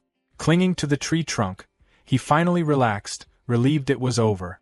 Below, the frog's corpse sank into the dark water, blood spreading before disappearing into the depths. Looking down, he felt a twinge of regret. It was a waste, he couldn't decompose it down there. Then the water started bubbling. Two glowing, menacing eyes opened in the depths, staring straight up at him. A beam of light exploded from the water, slicing through the air beside him. The blast struck the tree trunk and cut through it effortlessly. The next moment, the tree and the screaming slime mold were launched into the night sky. From the water below, the enemy revealed its new form, a pale, glowing entity with burning red eyes, activating sanctified fall. The slime mold was completely thrown off by the enemy's sudden transformation. He shouted in disbelief, wondering how a frog that was clearly dead could come back with this kind of power. The sanctified frog dragged itself free from the shattered tree, its glowing red eyes locked onto him with pure hatred as it prepared to finish the job. Without warning, swollen growths on the frog's eyes burst open, firing high-pressure streams of blood like laser beams. The slime mold barely dodged in time. The corrosive blood sliced into the tree where he'd just been, and in that instant he knew he was outmatched. He shot a strand of slime upward, snagged a higher branch, and swung away, leaping rapidly from tree to create distance. As he fled, his mind raced. A smart mold knew when to retreat. Still, it didn't make sense. This was supposed to be a low-level monster. Why did it have a third form when others barely lasted a second? Something about it felt wrong, and that only reinforced his decision to run. The sanctified frog refused to let him go. It roared and gave chase, moving with an unnatural speed. Using its tongue like a grappling hook, it swung through the air, matching the slime mold's movements almost perfectly and closing the gap fast. The frog unleashed sanguine lash. A whip of solidified blood tore through the air and sliced clean through one of the slime mold's tendrils, dealing 199 damage. He lost his grip and fell as a system alert screamed that a foreign substance had invaded his body. He realized the frog's blood was so toxic that even his level 8 poison resistance couldn't block it. The frog didn't stop. Diving down, it activated Tongue Lash. Its long, blood-red tongue shot out like a harpoon, wrapping tightly around the slime mold and yanking him downward. Even then, he scoffed, noticing the damage was only 1 point. He figured physical attacks meant nothing to a liquid body like his. That confidence vanished the moment he hit the river. Fresh water, his worst possible weakness. A red warning flashed as his cell osmotic pressure spiked dangerously, telling him to escape immediately or die. Before he could react, the sanctified frog lunged forward, jaws wide. Its mouth snapped shut, swallowing him whole. The frog floated on the water, looking satisfied. But then its mouth bulged and twitched. Inside, the slime mold was still alive, struggling desperately. The frog clamped its jaws tighter, forcing him down its throat. In the stomach, he was submerged in digestive acid, watching in horror as his HP drained at 33 damage per second. Panic overwhelmed him. He tried to eject his core, but exhaustion dragged him down. His split skill wouldn't activate. Above the surface, the sanctified frog croaked triumphantly, splashing as if celebrating its victory. Inside, being dissolved alive, the slime mold made a desperate decision. Instead of resisting the water, he leaned into it. He intentionally triggered his osmotic weakness. By absorbing water, his body began to expand rapidly inside the frog's throat. The frog immediately sensed something was wrong. It grabbed at its neck as it bulged unnaturally. The slime mold kept expanding, forcing himself into the frog's mouth and throat, determined to choke the monster to death by sheer size. To survive the damage while growing, the slime mold burned through every drop of hornet honey he had, restoring 400 HP per use just to keep expanding. With constant regeneration, his body ballooned to an enormous size, stretching the frog beyond its limits. Then it burst. With a massive explosion, the sanctified frog was torn apart from the inside. Blood and gore sprayed across the water as the slime mold's expansion completely destroyed it. Victorious, he floated on the river like a mountain of green slime as the system confirmed the kill and awarded experience. It also informed him that surviving the toxic blood had granted him a new antibody. Drifting among the swamp trees, he stared at his massive new form in disbelief. A status window popped up, showing a new passive ability. Osmotic Pressure Regulation, MAC. His HP had skyrocketed to 11,700, far beyond his normal max of 924. But a timer warned him that the excess health would vanish in 1 hour. He studied himself carefully. His size let him float like an iceberg. His lower body absorbed water, but his sheer volume allowed him to balance the pressure safely. Full water immunity wasn't something he'd planned, but it was a huge bonus from his reckless gamble. Then he noticed the timer again. Nearly 10,000 extra HP, making him practically invincible, was about to disappear. His expression shifted, turning serious and greedy. He'd burned all his precious honey to reach this form, so he needed to squeeze every possible benefit out of it. He laughed wildly, imagining himself as an unstoppable kaiju. That's when an idea hit him, something like that rolling sticky ball game. He decided to roll through the forest and collect everything in his path. In his massive form, he barreled through the flooded forest like a natural disaster. Vegetation vanished beneath him as system notifications popped up non-stop, confirming decomposition and awarding experience. He plowed through trees and brush, efficiently farming resources before the time limit ran out. Underwater, fish swam peacefully among the roots, until he crashed in. The fish scattered instantly. He tried hunting them, but it was pointless. Even immune to pressure, the water slowed him too much, and the agile fish weren't worth the effort. Annoyed, he hauled his massive body back onto dry land. Nearby, a cluster of mushrooms sat at the base of a tree. He flowed over them, absorbing them instantly and leaving a hollow trail behind. Moving deeper inland, he spotted 2 small otter-like creatures standing proudly with a freshly caught fish. The enormous slime mold loomed over them, loudly greeting them and casting a massive shadow. Before they could react, he lunged and slammed down with his sticky body. He didn't eat them. Instead, he rolled away, casually announcing that he was taking their fish. The otters were left sitting in the dirt, drenched in green slime, staring in traumatized silence as their dinner disappeared. As he rolled on, he justified it to himself. Sparing the cute otters and only stealing their food clearly meant he still had some kind of human mercy left. That thought ended abruptly when he spotted a squirrel clutching a nut, its ears and tail tipped with magical flames. The squirrel flared up in rage, its entire body igniting. It flipped into a handstand and launched a fireball from its tail, sending a column of flames straight at him. Fire magic was still a serious weakness, no matter how big he was. Still, the size gap was ridiculous. He loomed over the squirrel, warning it not to blame him since it attacked first. Then he slammed his massive body down, joking that playing with fire in the forest was forbidden. When he lifted himself back up, only a clean skeleton remained. The system confirmed the kill and decomposition, granting more experience. Deeper in the forest, violent crashes echoed. A large, muscular lizard was hurled through the air and slammed into the ground. Standing opposite it was a towering tree monster, a glowing crystal embedded in its chest, branch arms waving aggressively. The lizard pushed itself up, its throat swelling as it prepared a counterattack. It unleashed a powerful stream of liquid from its mouth. Acid sprayed over the tree monster, sizzling violently. The bark and flesh began to melt as the creature writhed in agony. Even as its body melted away, the tree monster wasn't finished. A glowing seed shot out from its collapsing form and landed neatly inside a hollow stump nearby. Drawing power straight from the earth, the stump pulsed with energy and regenerated almost instantly, restoring the tree monster as if nothing had happened. The lizard snarled in frustration when it saw its enemy return.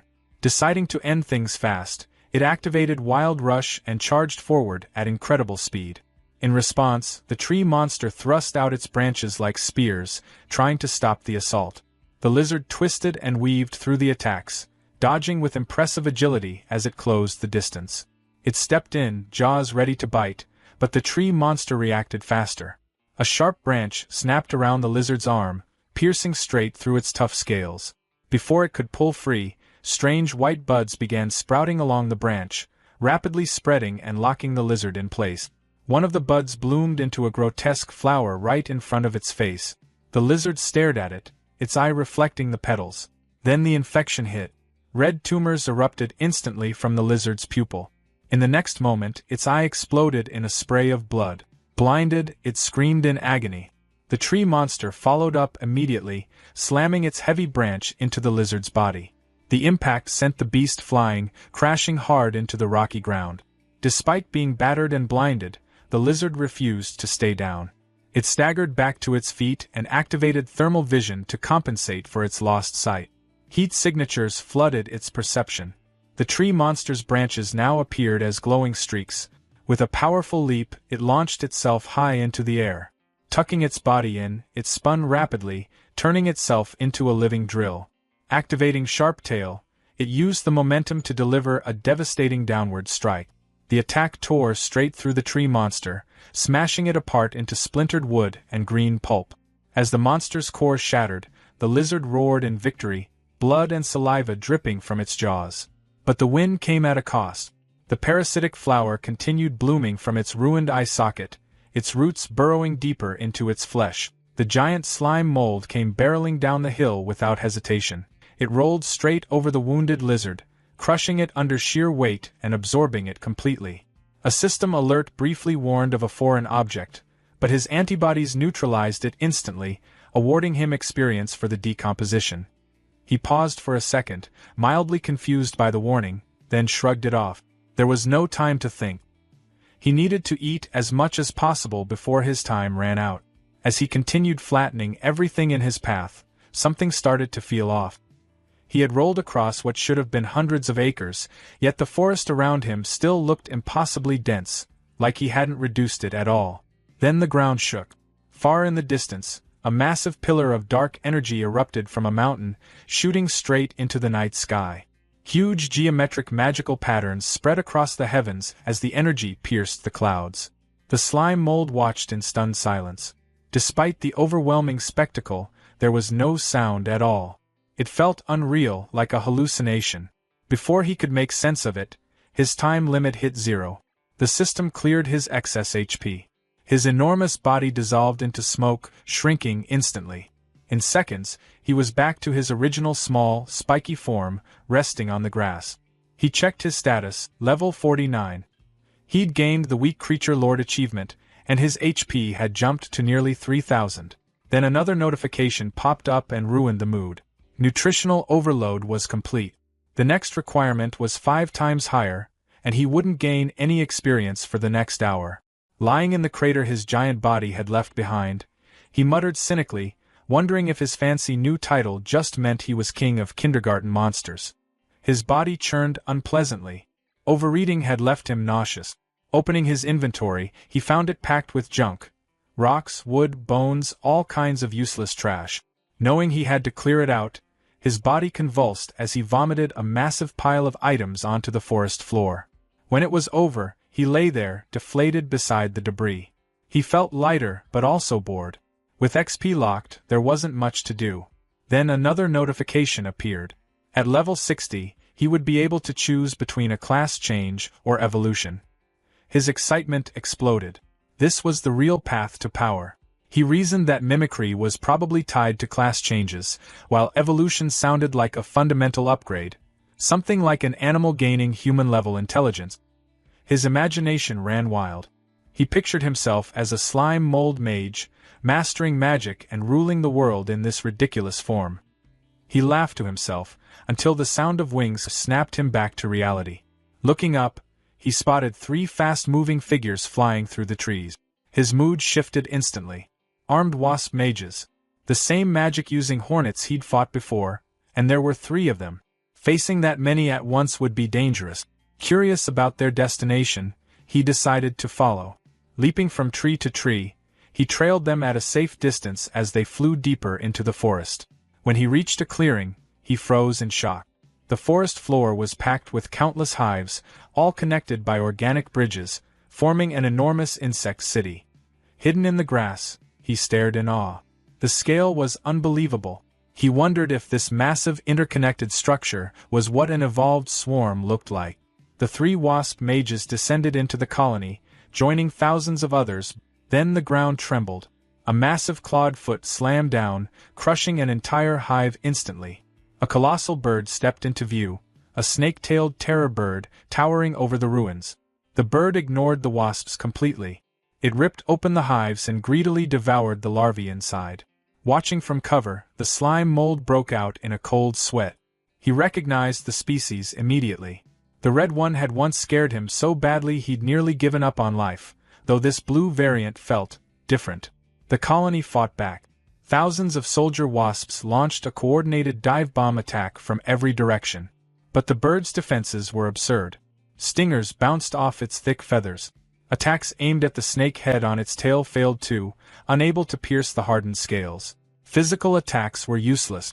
Switching tactics, the swarm blanketed the bird in insects, trying to suffocate or overheat it. The bird simply shook itself, sending thousands of wasps flying like dust. With brute force failing, the 3 wasp mages finally joined the battle. Hovering above the predator, they activated glowing magic circles and began summoning dozens of fireballs, all aimed directly at the towering terror bird. Explosions tore through the clearing, turning it into a furnace and blasting apart the hives.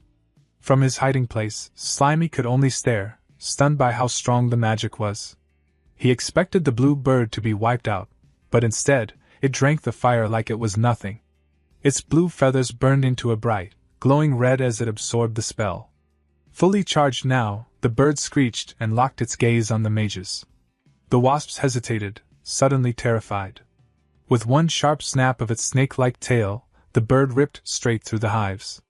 The snake head scanned the area with heat vision, spotted survivors, and crushed a wasp in seconds. As the swarm collapsed, Slimy realized what had happened. The bird had baited the mages into powering it up. It wasn't just strong, it was clever. He decided to stay hidden and wait until it left so he could scavenge what was left behind. Then everything changed. One of the bird's wings suddenly froze solid.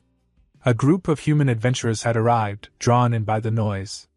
Nia Ross identified the creature as a snake heron, while Ray Carter warned everyone it was a Lord-level threat. Watching from the rocks, Slimy recognized the group from his past. The bird flexed as heat rolled off its body, melting the ice and breaking free with barely any effort. Ray Carter told Cool Fern to prepare a massive spell while he held the monster back. Cool Fern nodded, his staff lighting up with stored power. The snake heron struck with a massive claw, which Rake blocked with his shield. The impact nearly crushed him, but he forced a shield counter that blasted the bird backward. The rebound shattered his shield, leaving him exposed. The snake tail lunged for his throat, but Nia's boar, Little Steelback, slammed into it, knocking it off course and giving Rake time to retreat. The bird didn't waste a second. It unleashed all the fire it had absorbed in a massive blast, like a dragon's breath. Cool Fern slammed his staff into the ground, raising a towering wall of ice just in time. The team took cover as fire and ice collided, flattening the surrounding trees.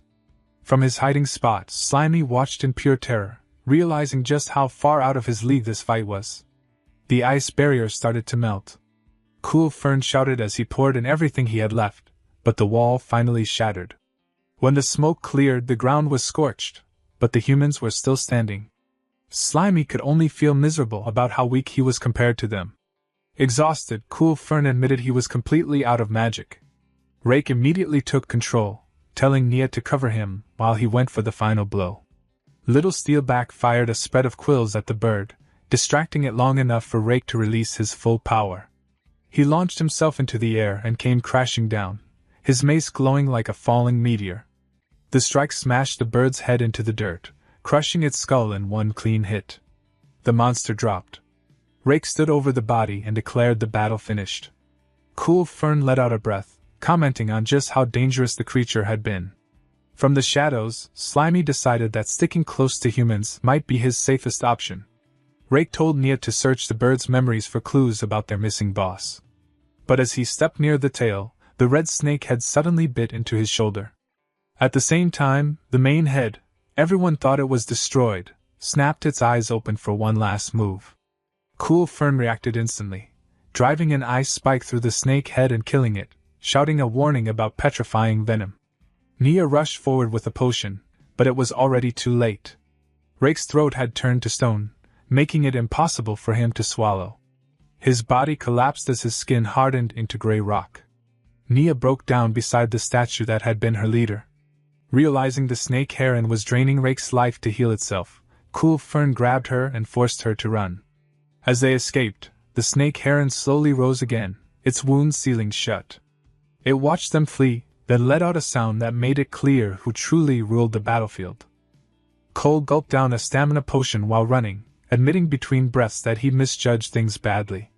He said the snake bird wasn't just lord level, it was already on par with a high-tier monster lord.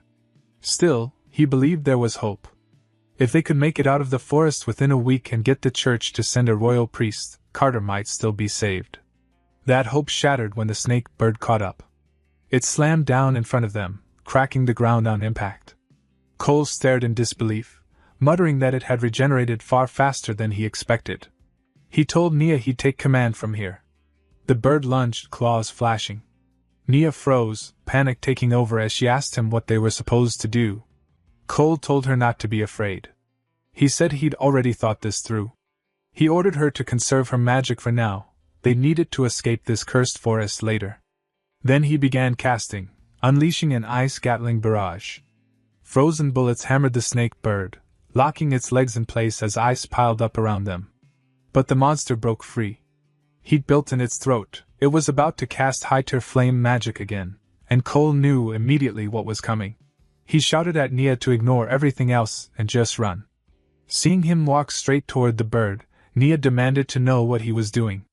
Cole answered calmly that he had no choice. If he didn't pin it down here, either of them would escape, and immediately cast high-tier magic, summoning a glacial barrier, a massive wall of ice that rose between them. Nia screamed his name, but the other side of the wall was instantly swallowed by flames. The heat and light tore through the forest, leaving her devastated.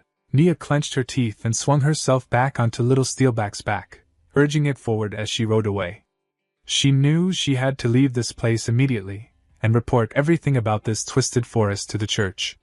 Staying any longer felt dangerous. Just then, her owl caught up to her.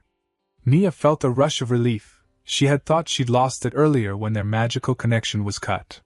Seeing it again was a huge comfort. With her owl's vision guiding her, finding a way out of the forest should have been much easier. But that hope shattered almost instantly. The owl didn't respond to her call. Instead, it flew past her and landed silently on a nearby branch. Confused, Nia looked up and froze. When the owl turned around, she saw its eyes bulging unnaturally, filled with something alien. The sanctified fall parasite had infected it. At the same time, far away in a sealed space, another scene was unfolding. Mountains of dead monster bodies were scattered everywhere, weapons still embedded in their flesh. Guild Master Goon stood among them, staring at a system window warning him that his energy and mana had reached their time limit. He already understood what that meant. Suddenly, the dead flesh around him began to move. The corpses flowed together, merging into a single massive body. The entity that formed commented calmly that Goon was panting, clearly struggling to breathe. Over the past 2 years, Goon had exterminated every high-level magic beast in the swamp forest. This entity had died by his hands countless times already. It wondered aloud if Goon had finally used up all his assets. This being was Yahello, the king of the swamp forest. Yahello asked what Goon had been muttering to himself about earlier, guessing it was the thing he called the system, the same thing that helped him turn his guild into one of the 8 great guilds. It claimed to know the secret of Goon's body as well, having gathered similar information through transmigration across other universes. It explained that forcing Goon to give everything he had, sparing nothing, was the only way to truly strangle and kill him. That was why Goon had been lured into this trap. Even so, Yahello admitted it hadn't expected Goon to grow this strong, or to still be hiding so many trump cards. With a cold tone, the entity offered him one last choice. After destroying everything Goon had built, would he prefer to be turned into a corpse puppet? Or would he join them and take part in the grand plan of dimensional ascension? Goon said he'd already made his decision. Picking up his weapon, he answered by slashing forward, declaring he would kill them all. Yahello laughed, calling it pointless. Inside this eternal barrier, it was immortal and undying. It asked if Goon really understood that. Another mass of flesh surged up from behind to attack, mocking him for still being nothing more than mortal flesh. His heavy breathing proved he was nearing his limit. If he refused to cooperate, he would die. Goon didn't argue. He calmly took another item from his inventory and threw a vial at Yahello. It shattered on impact, spraying true holy water everywhere. The entity recoiled in shock as the holy water spread, burning through its body. Goon explained that true holy water scorched the soul itself. Even physical immortality was meaningless in front of that power. He admitted it was unfortunate. He'd been saving it for the true mastermind behind everything, but it had to be used here. Yahello cursed him, ranting that even angels had fallen and demanding to know where he'd obtained true holy water. Before an answer could come, Yahello was no more. The holy fire kept raging, swallowing the battlefield in blinding light. Goon stood inside the flames when a system warning suddenly flashed in front of him, alerting him to a massive energy spike. The message made his chest tighten. The target was regenerating. A surge of golden power exploded outward. Instead of the monster burning away, its flesh knitted itself back together, rising higher and more imposing as the chaos settled. Goon stared in disbelief. He knew true holy water didn't just burn the body, it scorched the soul itself. A soul that was completely erased shouldn't be able to come back, even in a sanctified environment. So how was the enemy still standing? As the smoke thinned, the monster revealed its new form. Yahello hovered above the ground in what the system identified as sanctified fall mode, a horrifying floating red sphere, studded with writhing tentacles and a single unblinking eye at its center. The creature laughed, its voice dripping with mockery, making it clear Goon's supposed trump card had failed. Goon demanded to know how it had adapted so quickly. Yahello sounded almost pleased as it explained that the answer lay with Goon himself. It reminded him of the Dragon Emperor's finger he had sliced off earlier. Back then, Yahello had wondered how a spear could cut through a Dragon Emperor's skin. The answer, it realized, was the true holy water coating Goon's weapon. When that finger had fallen into the forest and gone missing, it landed near weaker monsters. That triggered an invisibility-type attribute, allowing the fragment to be located and reclaimed. By absorbing the finger, Yahello learned the secret of the holy water. Since Goon had only used a thin layer on his blade, the monster was able to adapt to the holy energy lingering in the severed limb, and gain immunity. Declaring that Goon had exhausted all his options, Yahello calmly ordered him to die. The ground responded instantly. It rumbled and split apart as enormous stone hands erupted from the earth, towering over Goon. One slammed down, aiming to crush him flat. Then another. And another. The attack turned into a brutal barrage as countless hands smashed the ground over and over again, burying him under sheer force. The assault ended with a spell, abyss magic, earth burial, leaving a massive crater beneath the floating monster. Buried deep under the earth, Goon felt crushing pressure from all sides. His spear reacted on its own. The tip glowed as a green magic circle appeared, activating 20 layers of elemental runestone effects. Earth attribute absorption kicked in, neutralizing the weight and magic pressing down on him. The moment the pressure vanished, Goon exploded out of the rubble, launching himself skyward with his weapon blazing. He charged straight at the floating red sphere, activating his spear art, the technique meant to pierce all things. Kidoyawa sneered, pointing out that Goon's equipment had limit. It asked how long he thought he could keep struggling before unleashing necrotic shriek. The air screamed as thousands of red energy beams poured down like a storm. Goon met the attack head-on, his blue aura colliding violently with the flood of necrotic magic. System warnings stacked rapidly in his vision. His weapon's durability was nearly depleted. His magic resistance had dropped below 20%. His body was exhausted. Blood dripped from his mouth, but Goon ignored every warning. He pushed himself further, preparing a high-tier martial art, the 1-inch punch, Spiral Force.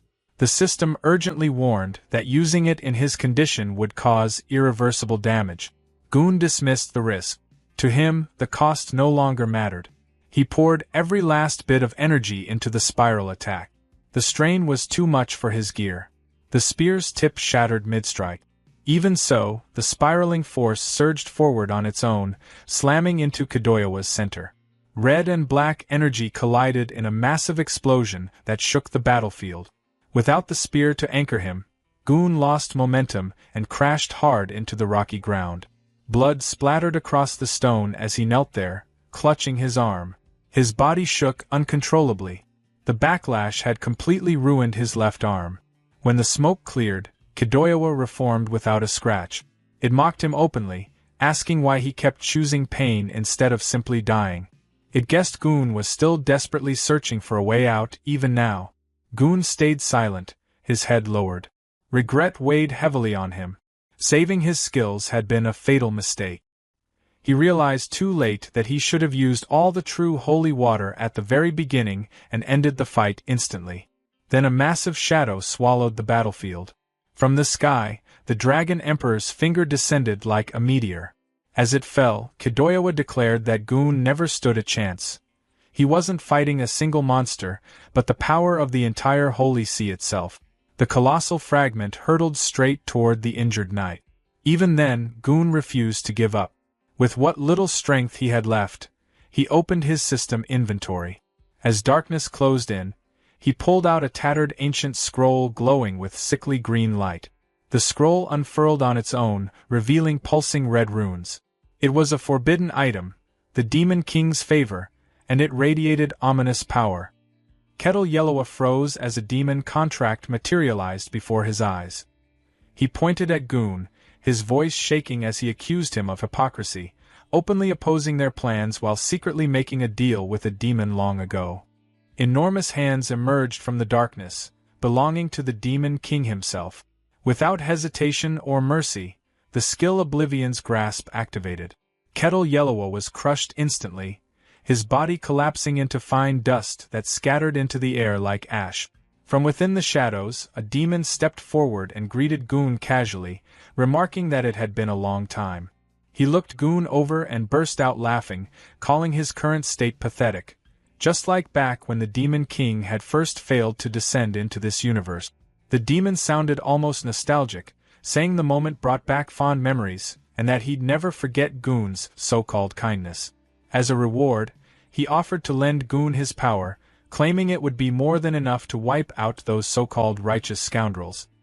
He even directly called Goon a transmigrator, confident that the temptation would be impossible to resist.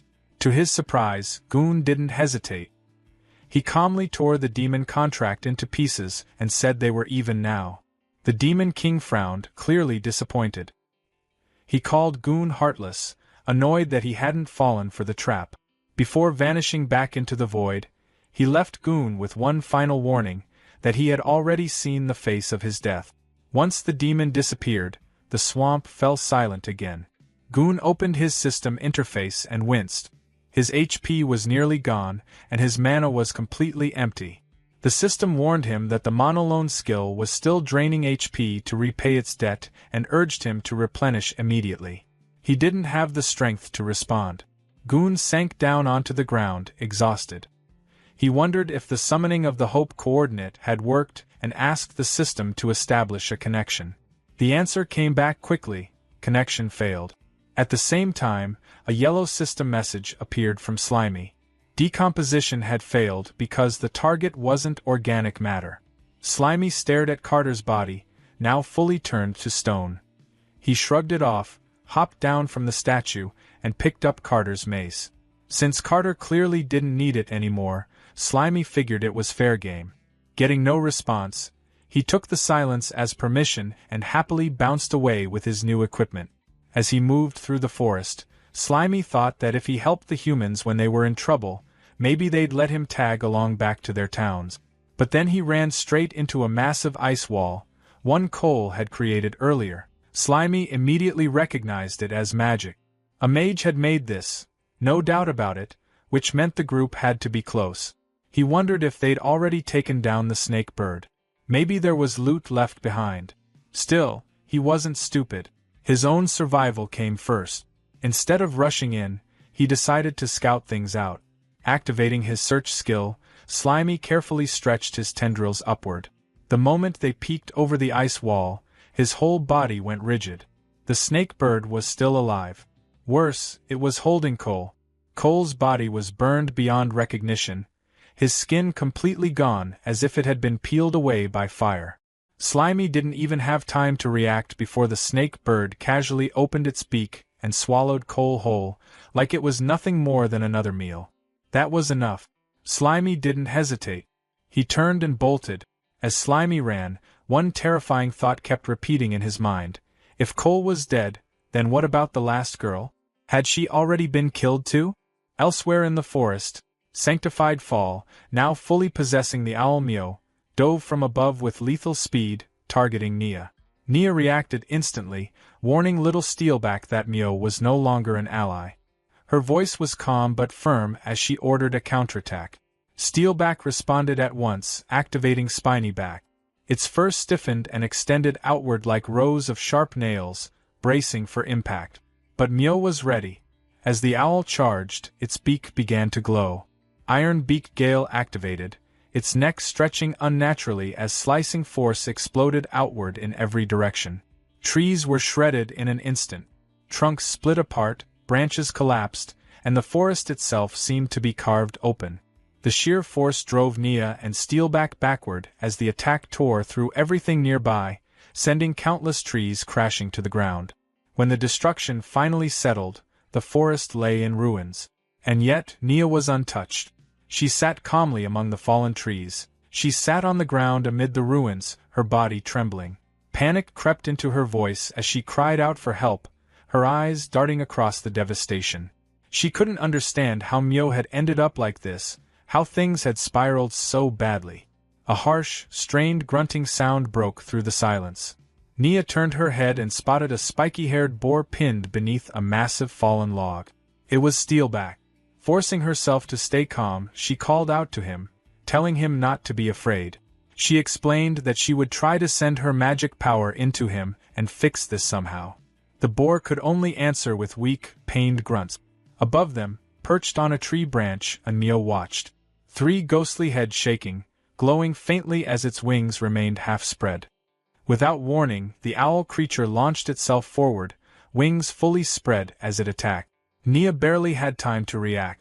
She shrank back against the ground, raising her arms over her face, bracing herself for the impact she was sure was coming. At that exact moment, a skill activated. Mind control. The owl froze mid-motion. Its body stiffened, its expression twisting as its eyes flared with an unnatural glow.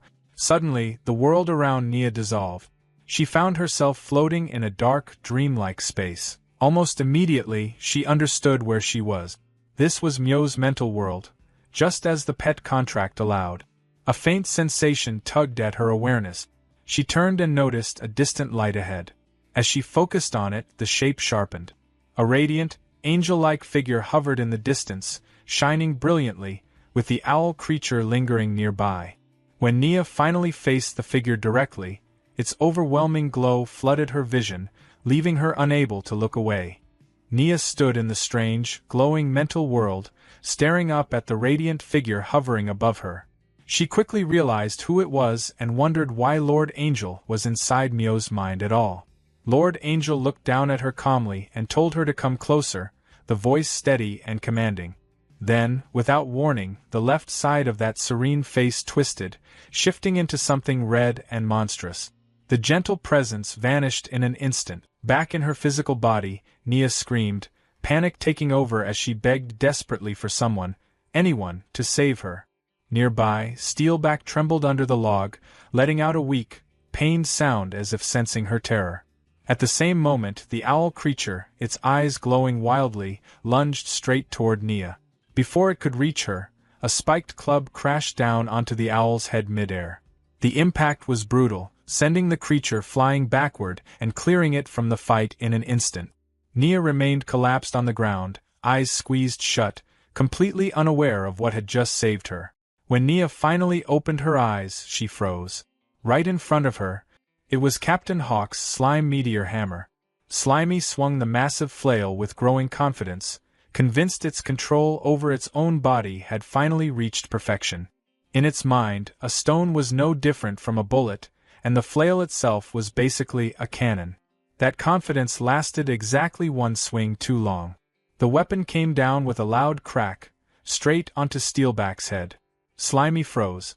A bead of cold sweat formed as it realized what it had just done. Awkwardly, it pulled the flail back, its body squirming as the weapon dissolved and melted back into its form. Steelback shook his head and let out a low grunt, looking more annoyed than injured. Nia slowly pushed herself upright and turned toward Slimy. Relief flooded her face as she thanked it for saving them. She gently lifted Slimy into her hands and held it close. Tears welled up in her eyes as she spoke softly, saying it felt strangely familiar. Like, deep down, she already knew exactly who it was. The slime went completely still, its round body stiffening in pure shock. Inside its head, it instantly rejected the idea. That couldn't be true. It was just a slime. Nothing more, nothing special. Nia didn't see it that way at all.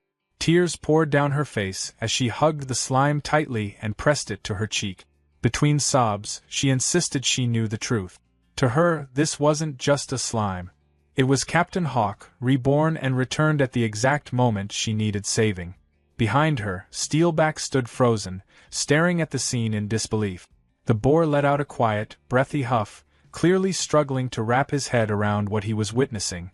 From the nearby shadows, a pair of bird-like legs slowly emerged.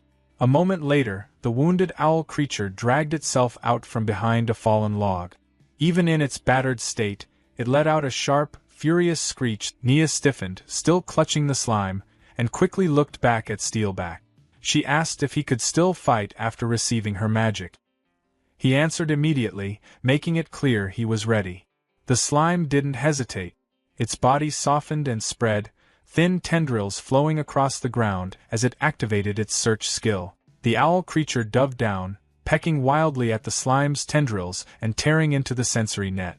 But before it could do real damage, the slime suddenly reformed behind it. A solid club slammed straight into the owl's rear. The owl shrieked in pain and fury, twisting around and lunging at the slime in retaliation. That was when Steelback charged. Perfectly seizing the opening, the boar drove his tusks into the owl's side with brutal force. He didn't slow down. The momentum carried him straight through, his tusks piercing clean through the owl creature's body. At the same time, the slime swung its club with everything it had. The name of the attack rang out clearly, plasmatic cannon. The impact was violent. The club, hurled by the force of the blast, shot past the remains and buried itself deep into a nearby tree. The slime's arm trembled as it reached out and tried to pull the weapon free. As it struggled, a single thought crossed its mind. It had definitely used way too much force this time. Nia stood quietly, watching as the slime finally pulled its weapon free from the tree. As the moment lingered, her thoughts drifted back to Myo, the worry she had carried bubbling up again. She crouched down, studying the slime more closely. Then it clicked. This was the same tiny creature she had met by the campfire earlier that night. The more she thought about it, the more certain she became. It was also the same presence she had sensed earlier through Myo's reconnaissance. Slowly, Nia reached out and lifted the slime gently. Half joking, half serious, she asked if it had been following her all this time out of some special fondness.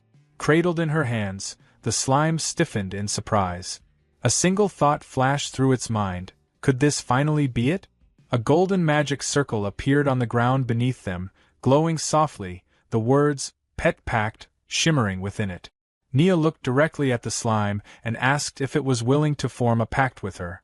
Her expression was calm, sincere, and filled with promise. She swore she would take good care of it. Before the slime could answer, a bright yellow system window abruptly appeared, flashing a warning. It stated clearly that if the host entered a servant pact with a human, access to the system would be lost forever. He would have to choose one, either the system or a master, and there would be no second chance. He started weighing it out. The system was useful, powerful even. It helped him grow, survive, and made everything more convenient. Still, it felt dull compared to the kind of heroine you'd see in an old-school, hot-blooded shonen story. When he really thought about it, the decision felt almost too easy. Numbers, pop-up windows, and emotionless prompts couldn't compare to a real person standing right in front of him. His thoughts ran ahead on their own. He pictured himself and Nia training together under clear skies, running along bright beaches with waves crashing nearby. In his mind, they faced trial after trial, growing stronger together like perfect partners straight out of a very familiar monster-collecting game. In that imagined future, he wasn't just tagging along. He was her monster, fighting for her, trusting her without hesitation. They kept climbing higher, dungeon after dungeon, battle after battle. Nia pushed herself hard and Slimy kept pace, evolving alongside her through every struggle and win. Eventually, she became a champion-level master, her name spreading across nations. Monster taming exploded in popularity, and she rose as the strongest rookie adventurer, gaining fans everywhere she went.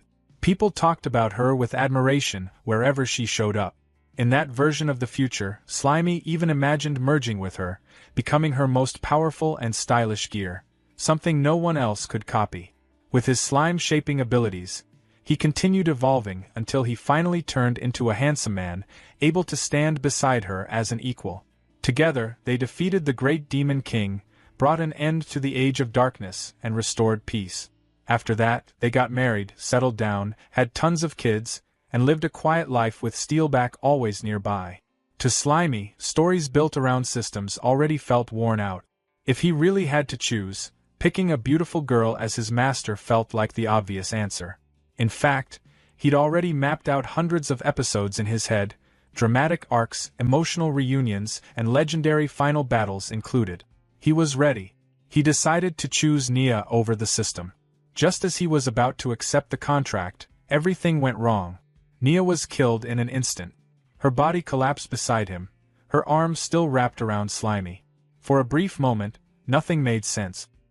His thoughts broke apart all at once, and little Steelback stood beside him, unable. The one responsible was the corpse of Myo.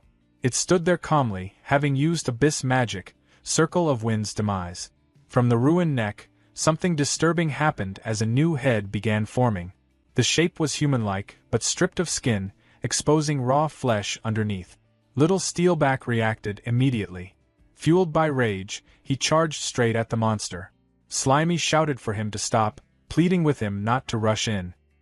He still couldn't understand how the head Steelback had destroyed earlier was already growing back like nothing had happened.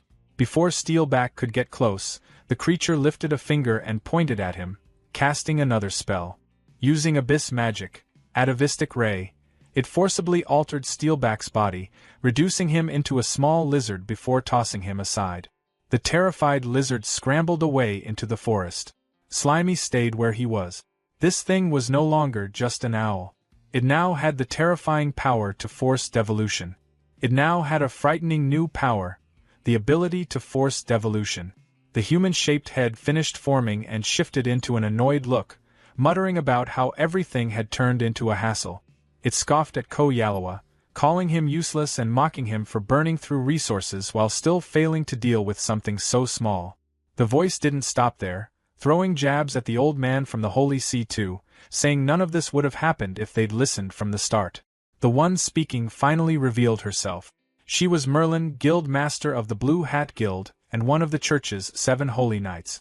Clearly irritated that she had to handle this herself, Merlin glanced at the sky and noticed the imprisonment barrier was already gone. Even so, she had no intention of chasing anyone down. Activating Tempest Wing, she shot upward at extreme speed and disappeared from view. Slimy was left behind, standing next to Nia's lifeless body. Bit by bit, the truth settled in. Another human had used magic to move their consciousness into the owl's corpse, and because he was too weak, he hadn't even been worth acknowledging. That feeling hit him hard. It was exactly the same as when he first arrived in this world. Everything had happened too fast. There hadn't been time to process any of it.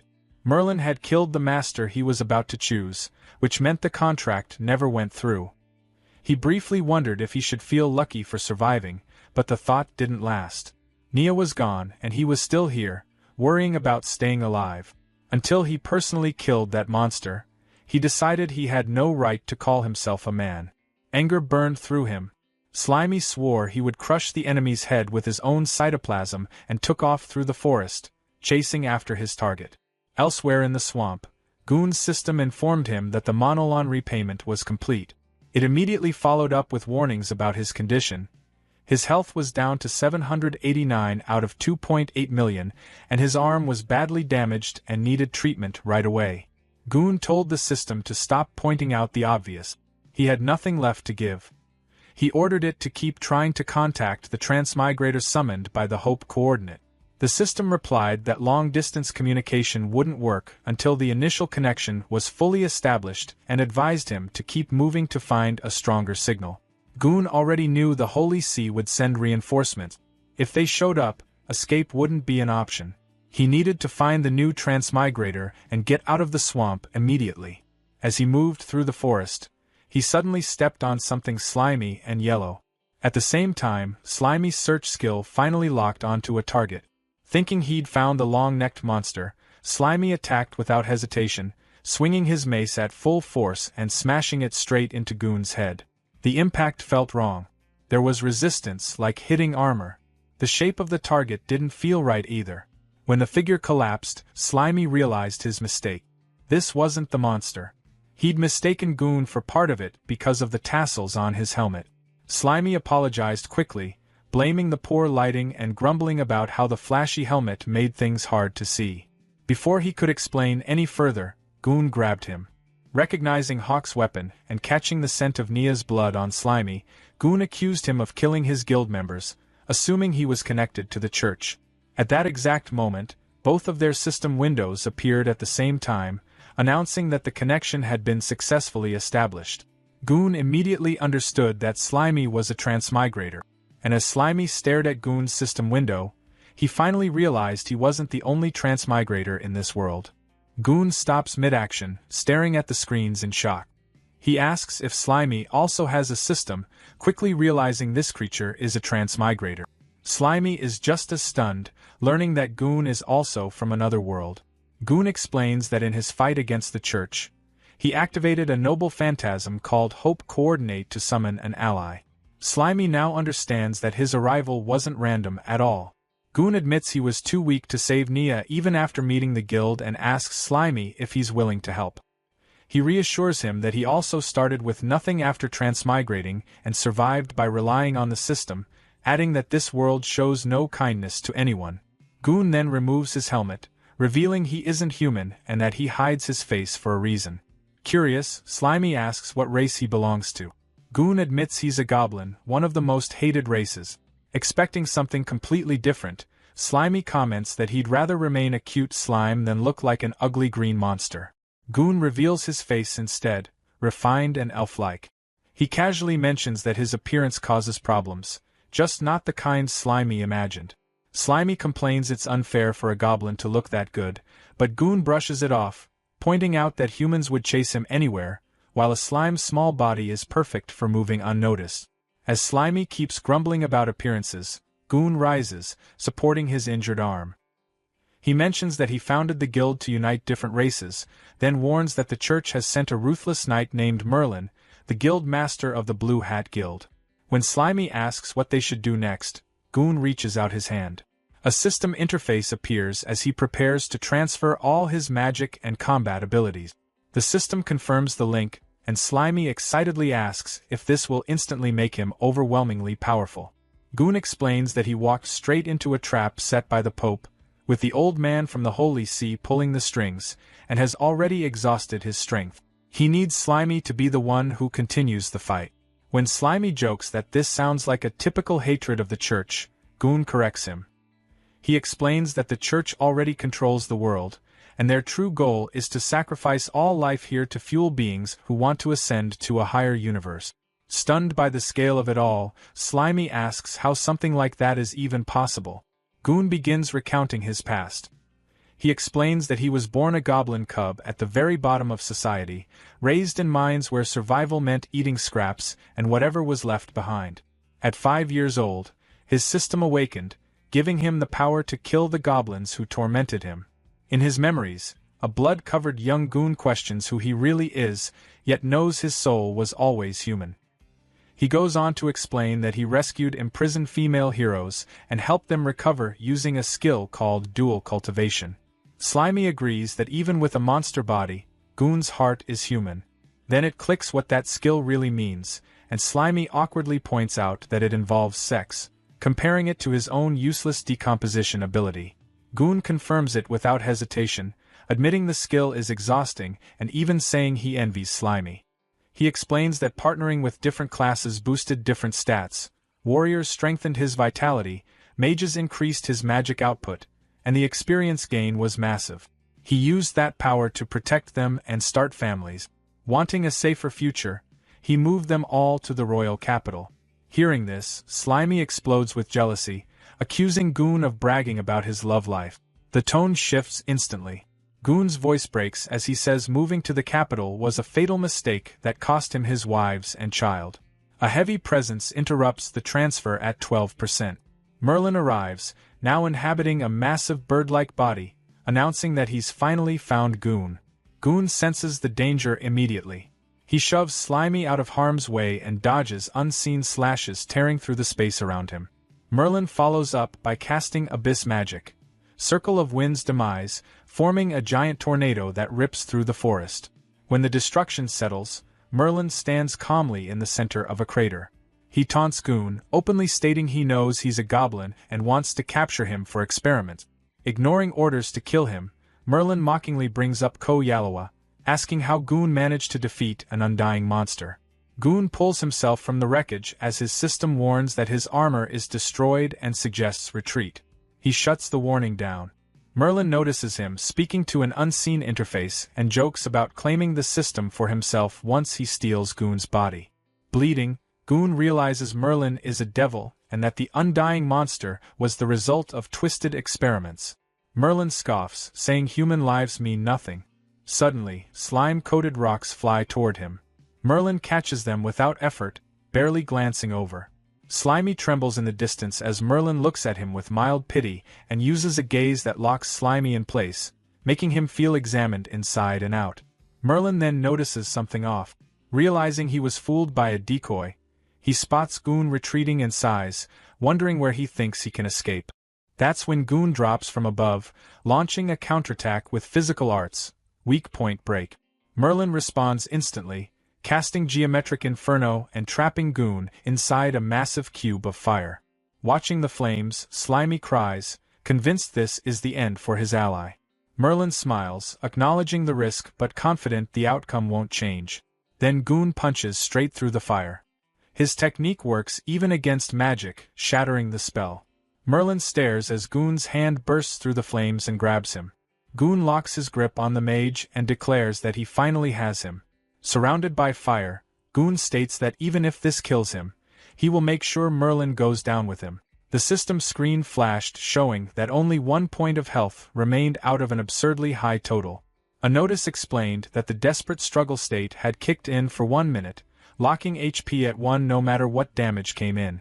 Nearby, Goon spoke under his breath, activating a skill called the Final Accord. Merlin reacted instantly. His face twisted unnaturally, sharp teeth showing as a voice burst out of him, shouting at Goon to stop and demanding whether he even understood the cost of using that skill. Another system window appeared, this time with urgent warnings. It explained that the Final Accord would cancel out desperate struggle, drop the host's HP straight to 0, and completely erase both body and soul. The system urged careful consideration. Goon didn't hesitate. Holding Merlin down at the center of the ground, he triggered the spell anyway. A huge green and yellow magic circle flared to life beneath them, flooding the area with violent energy. He simply said that it didn't matter. Merlin screamed as power was ripped out of him, white light tearing away from his eyes and mouth while the sound of extraction echoed again and again. Amid the chaos, Goon looked calm. Surrounded by swirling energy, he sent a final system message to Slimy. He apologized, explaining that this was the only way left to get rid of Merlin. He told Slimy that saving the world was now their responsibility and warned them never to put trust in the church. Slimy stared up, eyes wet, overwhelmed. They begged Goon not to do this and asked how someone like them, a simple slime, was supposed to save the world when even someone as strong as Goon couldn't. Goon's body started breaking apart into glowing particles. His voice reached Slimy one last time, telling them to believe in themselves and revealing that his role had always been to serve as the one who summoned Slimy into this world. The magic circle exploded in a blinding flash. When the light faded, the circle was gone, replaced by frozen runes etched into stone. From beneath a cracked layer of ice, Slimy could be seen on the surface. The surroundings had changed completely. The land was now a barren stretch of broken rock, with steam drifting up from the ground. Slimy looked down, crying softly, and said Goon's name. High above, Merlin was still in the sky. From below, Slimy watched as Merlin shouted curses toward Goon, raging that the entire mission had ended in failure. In a pitch-black void, rows of identical, faceless female candles stood in silence. Only one on the far left still burned with a bright flame, while all the others had gone dark. Up in the sky, Merlin hovered in a ruined state. Her body looked worn down and unstable as she spoke about the situation. She said that 5 life candles, which were meant to link her to the chaotic universe, had already gone out. She added bitterly that the only vessel left for her descent had been the remains of a weak, fallen holy monster. Before she could go on, a massive jet of yellow slime shot upward and smacked straight into her face. Slimy pulled back, spitting and staring her down. A system notice popped up showing HP -50. Slimy told her to stop talking nonsense, saying he was going to carry on Goon's will and settle an old score tied to a girl from earlier. As part of Slimy's body sank into the ground, he made a quick decision. He left a clone behind as insurance, planning to shift his awareness to it if things turned bad. In the next moment, Slimy launched himself onto Merlin's face, spreading over one of her eyes. Merlin reacted in confusion, questioning whether this slime was some leftover contract monster Goon had prepared. Anger quickly took over her expression. She declared that Slimy would replace Goon and receive all of her fury instead. Colored rings of light swept through Slimy as an attack activated. The system identified it as abyssal magic, devolution ray. When nothing happened, a large question mark appeared above Slimy. Merlin stared at the result and demanded to know why there was no effect. Internally, she considered that her heavily damaged soul might have weakened her magic far more than expected. Energy whipped violently around her as she shouted that this couldn't be forgiven. She claimed that as the kingdom's strongest magician, there was no way she should struggle against a single low-level monster. In her outburst, a small chunk of Slimy was thrown aside. Slimy spread countless slimy tendrils outward, quietly searching for the right skill. He judged that Goon had already left Merlin barely holding on, and more importantly, she had no idea about his hidden option. Slimy decided to take advantage of that gap and strike without warning. Out of nowhere, a snake-like bird slammed into Merlin, sending her flying backward. She crashed hard against an unseen surface, her body bursting apart on impact as blood scattered through the air. Merlin's damaged body, followed by her battered and bleeding face. She spat out curses, muttering about what kind of thing she was dealing with now. She swore that if she ever made it back to the church and had time to recover, she would turn the entire swamp forest into nothing but ruins. Nearby, the snake bird began to glow with a strong light. The snake bird leaned forward, gathering power as the system announced pseudo-dragon's breath. The snake bird followed up by sweeping a broad stream of fire across the stone ground. From a distance, Slimy watched with its tendrils spread wide. The snake bird tilted its head, staring down at the pool of lava it had just formed. Merlin's cries echoed from within the molten heat. Then, without hesitation, the snake bird began absorbing the lava, drawing it back into its body. Slimy stared on, unable to look away. Along the snake bird's furry side, its body started swelling and pulsing, as if something inside was forcing its way out. A pink, serpent-like head pushed through the snake bird's back, a forked tongue flicking into the air. A bright white glow wrapped around the snake bird, outlining its form as the change completed. Slimy watched as the shadow of the transformed snake bird stretched larger and heavier, realizing mid-thought that it was evolving. The full result came into view, a two-headed snake bird chimera. The original head looked longer and sharper now, while a pink serpent head with a long neck rose from its back, paired with an extended tail. With a powerful beat of its wings, the newly evolved snake bird lifted off, flying high into the sky and leaving the lava field and Slimy behind. Slimy looked up, completely at a loss, struggling to form words as the snake bird disappeared above. System screens kept popping up one after another, and Slimy was basically catching L's non-stop. Skill transfer stalled at 37% before the connection just dipped. Super magic? Didn't stick. Elemental resistance? Nope. Divine arts, unions, dimensional boosts, each one bounced back with the same excuse. No magic power or the body just wasn't built for it. The only W in the whole mess was martial arts talent sliding through successfully. And after that, Slimy ended up sprawled on the ground. From the outside, Slimy looked like a mess, but inside, the vibe was worse. He admitted to himself that life as a clueless little slime mold had honestly been way more chill. Even with all these new gains, happiness just wasn't there. Slimy activated search, and scattered remains nearby responded. Pieces of Goon's body started pulling together bit by bit, drawn in under Slimy's tentacles. New notifications rolled in. Forging skill unlocked. Medical knowledge unlocked. Cooking skill unlocked. The encyclopedia and map atlas partially filled in. That helped. A little. Slimy started shaping himself into something more human. It took effort, but once the form held, his mindset shifted. He reminded himself that slacking off wasn't an option. He told himself he had to carry on Brother Goon's legacy, because if the church really went through with sacrificing the world, nobody was making it out. He kept reinforcing the shape, filling it in, sticking everything together. The result wasn't perfect, but it was close enough. Slimy figured that even without a real body, controlling it like this should work. Then he tried moving. The moment he put weight on it, the whole thing got shaky. Standing turned into a struggle, and one wrong adjustment sent everything out of sync. He tried correcting himself, but the coordination was a nightmare. Focus on one side, lose the other. Manage the top half, lose control of the legs. The structure gave out, and the human form collapsed back into a blob. Slimy decided to call it for now. Hiding felt smarter, especially since there was no guarantee the church wouldn't send people again. He stored what he could into his slime mold space. Among the items was a piece of armor. The appraisal system explained it was forged from Lockforce stone, built to soak up most physical damage, and reinforced by Goon himself. Later, Slimy slid through the forest as a blob, processing everything that had gone down in a single night. His headspace felt overloaded, so he pulled up the encyclopedia and map atlas to sort things out.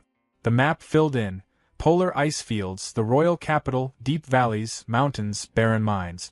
Seeing it all laid out made one thing clear. This world was huge. More system info followed. Portals were set up by the royal capital in different regions, letting people travel back and forth. The church ran all of it. Adventurers had to apply through them, and anything gathered on trips got taxed hard. Half of it went straight to the church. The system confirmed Slimy's current location, the swamp forest. Slimy immediately caught onto the idea that finding a portal could mean a direct trip to the royal capital. The route was obvious now. Still, he knew rushing in weak wasn't smart. Right now, his only real backup plan was a piece of busted high-level gear and whatever resources he could scrape together. Then his attention shifted to the body nearby, the girl named Nia. Slimy stared at it for a moment, quietly weighing whether breaking it down was the next move. Slimy hovered over Nia's body for a moment, quietly settling the choice in his head. He figured that keeping her around wouldn't change anything. There was no bringing her back. Letting her sit there and slowly decay felt worse, so he decided this was the cleaner ending. The body started to shift, dissolving smoothly into slime and blending in with him. As it finished, a voice echoed like a soft send-off, saying goodbye to the little slime. After that, Slimy locked in. He told himself that from this point on, even if all that was left of him was a chunk of slime mold, he'd personally see the end of that church. No shortcuts, no backing out. The system wrapped things up fast. Decomposition confirmed. Experience shot up, pushing him from level 49 to 50. He picked up a small batch of enhancement points, and a new skill, Domination, came online. Almost instantly, it synced with his natural traits and fused with Central Command, leveling up into something new, Parasitic Domination. Time passed quietly as Slimy rested in the forest, until movement snapped his attention back. A frog hopped nearby, croaking loud enough to trip his danger sense. Slimy didn't hesitate. He launched a plasmodial barrage, and the frog went down right away. The system logged the win, experience gained, and a bit of HP lost in the process. Standing over the frog, Slimy casually apologized, saying he needed a test subject for the new skill. No hard feelings. The system broke the ability down in detail. Parasitism meant sending slime clusters into the target's body and overriding its neural network. Domination meant full control afterward, turning the body into a shared sense puppet that followed command. Slimy noted that ever since syncing Brother Gon's encyclopedia data, the system explanations had gotten way more specific. Honestly, it made things easier. First, invade the corpse with slime mold. Simple enough. He activated the skill, and slime poured into the frog's body. Inside, it spread fast, wrapping around everything until the whole thing was covered. A second later, the frog twitched. The system confirmed success. One swamp frog corpse puppet acquired. It also flagged that Slimy had hit the current control limit and would need to level the skill up to manage more. Watching the frog move on its own, Slimy realized parasitism handled the basic motion automatically. The next step was domination. He focused, getting ready to shift his awareness into the slime cluster inside the body and take full control. Slimy realized that his consciousness had really transferred into a corpse. A system window appeared beside what used to be a swamp frog. System, Corpse Puppet, Swamp Frog. Durability, 0%. Available skills, Charged Strike, Tongue Fist, Pounce Bite. Slimy noted that there was even a species introduction. He found it interesting, then focused on the durability. He reminded himself that since it was already a corpse, having 0 durability made sense. There was no HP to talk about. From the frog's low point of view, the forest looked massive. Slimy observed that the field of vision was incredibly wide and figured this must be how a swamp frog saw the world. He found it strangely magical. Looking at the frog's hands, he realized that because he had invaded all the nerves, he had inherited the muscle memory too. He commented to himself that it felt exactly like using his own body, with no need to adjust. Then he considered something else. He realized that after turning a body into a puppet, his main slime body would switch into automatic mode. He admitted that sounded a little risky. Thinking about actual combat, Slimy told himself he would need to stay hidden first, then make a move. A moment later, he dropped the serious thoughts. For now, he decided he just wanted to try driving this new body. The frog's tongue shot out. System, Tongue Fist. The The frog started hopping around, croaking repeatedly. Slimy found it incredibly entertaining. He noted that it was fun and decided to explore somewhere else. The frog moved through the forest and spotted a snail. It called out for the little snail not to run and immediately lunged forward. Right after that, the system began to glitch. Signal weak, disconnected. Back in his slime body, Slimy estimated the distance to be about 30 meters. He realized that when controlling a parasitic puppet, he couldn't move too far away from the main body. The frog continued croaking and attacking with its tongue even without his direct control. From his slime body, Slimy finally understood what was happening. He concluded that it wasn't coming back to life. He worked out that the main body functioned like a signal transmission station. When he actively controlled the puppet and moved too far away, the connection would drop because the signal became weak. On the other hand, when the puppet stayed close to the main body, the parasitic corpse would enter automatic mode and act based on its instincts from when it was alive. The frog lashed out again and missed. Watching this, Slimy commented that the automatic mode did not seem very smart. Slimy decided not to overthink it. He recalled the frog puppet and stored it back into his storage space. Thought, forget it. Let's call it back first. A system window popped up. System, Parasitic Puppet, Swamp Frog X1. Slimy then started thinking about the snake bird he had encountered earlier. Following that logic, he figured that as long as he defeated that creature, he should be able to parasitize its corpse too. His imagination ran wild. He pictured himself riding a powerful snake bird through the skies. If he could parasitize a high-level magic beast, that would be amazing. He reasoned that he could build a strong parasitic army and use it to fight against the so-called evil Holy See. The idea amused him. For now, he decided to keep searching for better targets. Slimy hopped across the swamp, moving smoothly over the surface. Without warning, a jet of water shot up from below and slammed into him. System, HP-70. Slimy landed back down, annoyed. He demanded to know who dared to launch a sneak attack on him. A strange creature surfaced nearby. It looked like a mix between a pufferfish and a crab. Slimy ordered it to state its name. The creature only responded with strange noises, repeating dulu dulu as it faced him. Slimy sized it up. He identified it as some kind of pufferfish that could spit water, mixed with a smelly crab. To him, it looked like perfect material delivering itself right to his door, saving him the trouble of hunting. The creature attacked again. System, Water Gun. Slimy complained that everything and everyone seemed to treat him like easy prey. Then he declared that he would show it the strength of a level 50 low-ranking monster lord. Slimy launched his counterattack. System, Plasmodial Barrage. The barrage struck the puffer crab directly. The creature quickly turned and tried to swim away. Slimy refused to let it escape. He pointed out that attacking and running away would not be that simple. He activated another skill, Morph Net. A shifting net spread out and trapped the fleeing puffer crab in place. Slimy tightened the morph net, and more pufferfish got caught in the struggle. System.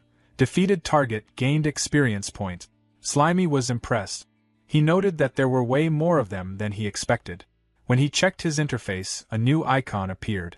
System. Parasitic Puppet, Pufferfish X1.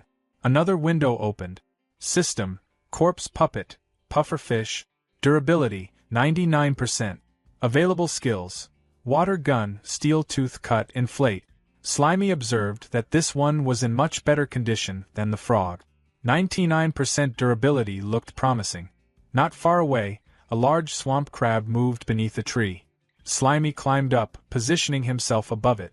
Without hesitation, he dropped down and launched Plasmodial Barrage from above, striking the crab directly. He landed on top of the creature as it struggled beneath him, its legs thrashing. As it tried to shake him off, Slimy slipped between the gaps in its shell. He commented that if it wanted to throw him off, it should first deal with him drilling through the openings in its carapace. He squeezed inside. System. Defeated target gained experience point. Once the crab's resistance stopped, Slimy activated his skill. System. Dominion. The takeover completed smoothly. A new icon appeared. System. Parasitic Puppet, Swamp Crab X1. Another status window opened. Corpse Puppet, Swamp Crab. Durability, 99%. Available skills: Water Gun, Mud Foam, Clamp Clamp Clamp Clamp. Slimy reviewed the crab's skills with interest. Between the frog, the pufferfish, and now the swamp crab, his parasitic lineup was steadily expanding. Slimy looked over his combat squad and decided the lineup was finally perfect. Everything felt balanced now. There was Shieju, the heavily armored crab who handled the front line as the team's tank. Xiaoduan, the sharp-eyed pufferfish, stayed back with a bow and arrows, acting as the marksman. Master B, a multi-armed humanoid bee, covered magic attacks as the mage, and Waji, the hooded frog, kept to the shadows as their assassin. Slimy introduced himself as the commander-in-chief and the strongest support, making it clear he was the one holding everything together. The squad loaded into a pixel-style battle interface, facing the level boss, the feathered serpent dragon. The fight kicked off fast. The dragon rushed forward and aimed a trample attack straight at Master B. Slimy immediately called out for Shieju to activate Carapace defense. He told him to block it. A massive clawed foot dropped from above, but Shieju jumped in front and raised a glowing shield just in time to take the hit. The stomp came down hard. Cracks spread across Shieju's shell. A system alert popped up, reporting that Carapace defense had been used up and his HP was now dropping. Slimy told Shieju not to worry because he had him covered. Then he activated cytoplasmic injection. A stream of glowing fluid sprayed onto the cracked shell. Green healing symbols flashed, and the broken carapace repaired itself almost instantly. Spotting a chance to push back, Slimy pointed at the dragon and told the mage and marksman to go all out. Master B and Xiaoduan responded together.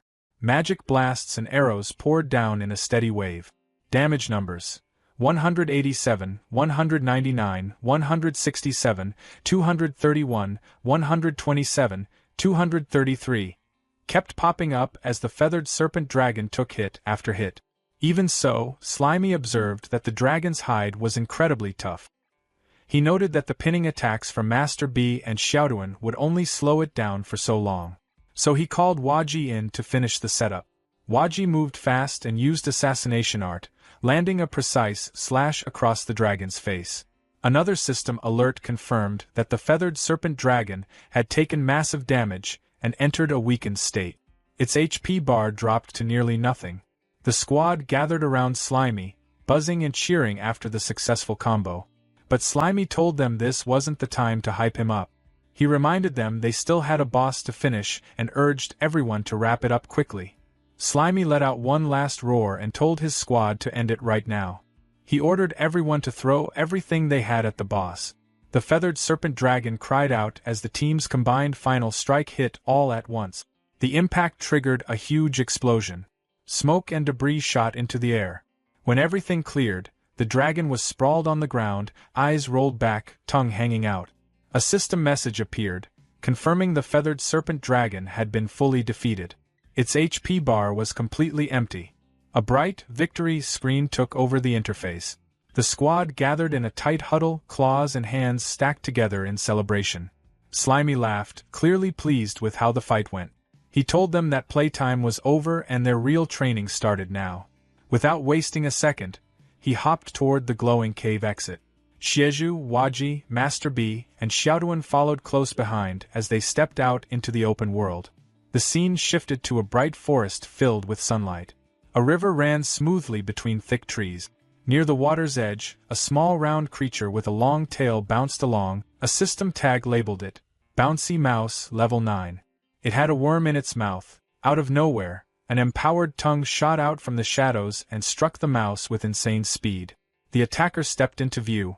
A mimic stone cat, Level 21, its body covered in rough gray, rock-like scales. The cat secured its catch and let out a proud meow, clearly enjoying the successful hunt. But the moment didn't last.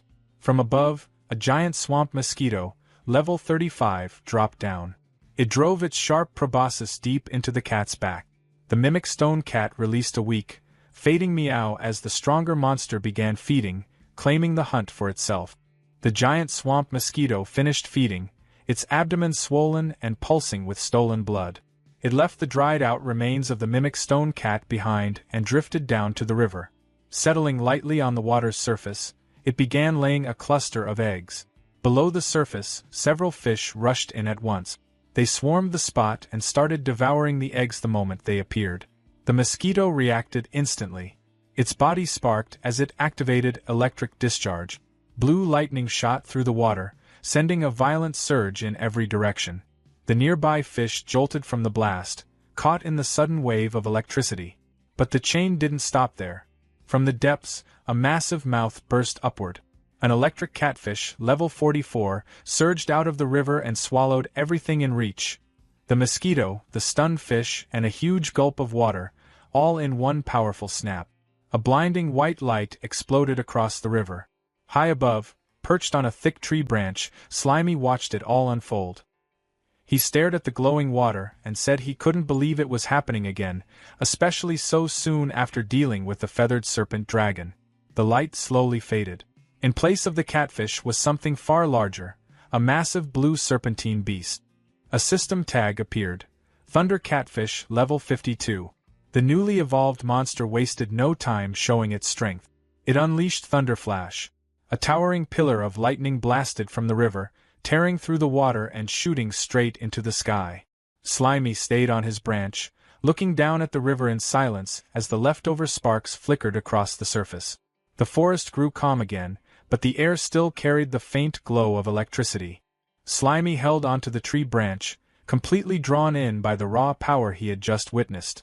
He wondered out loud if his eyes were playing tricks on him or if monster evolutions were really happening more often now.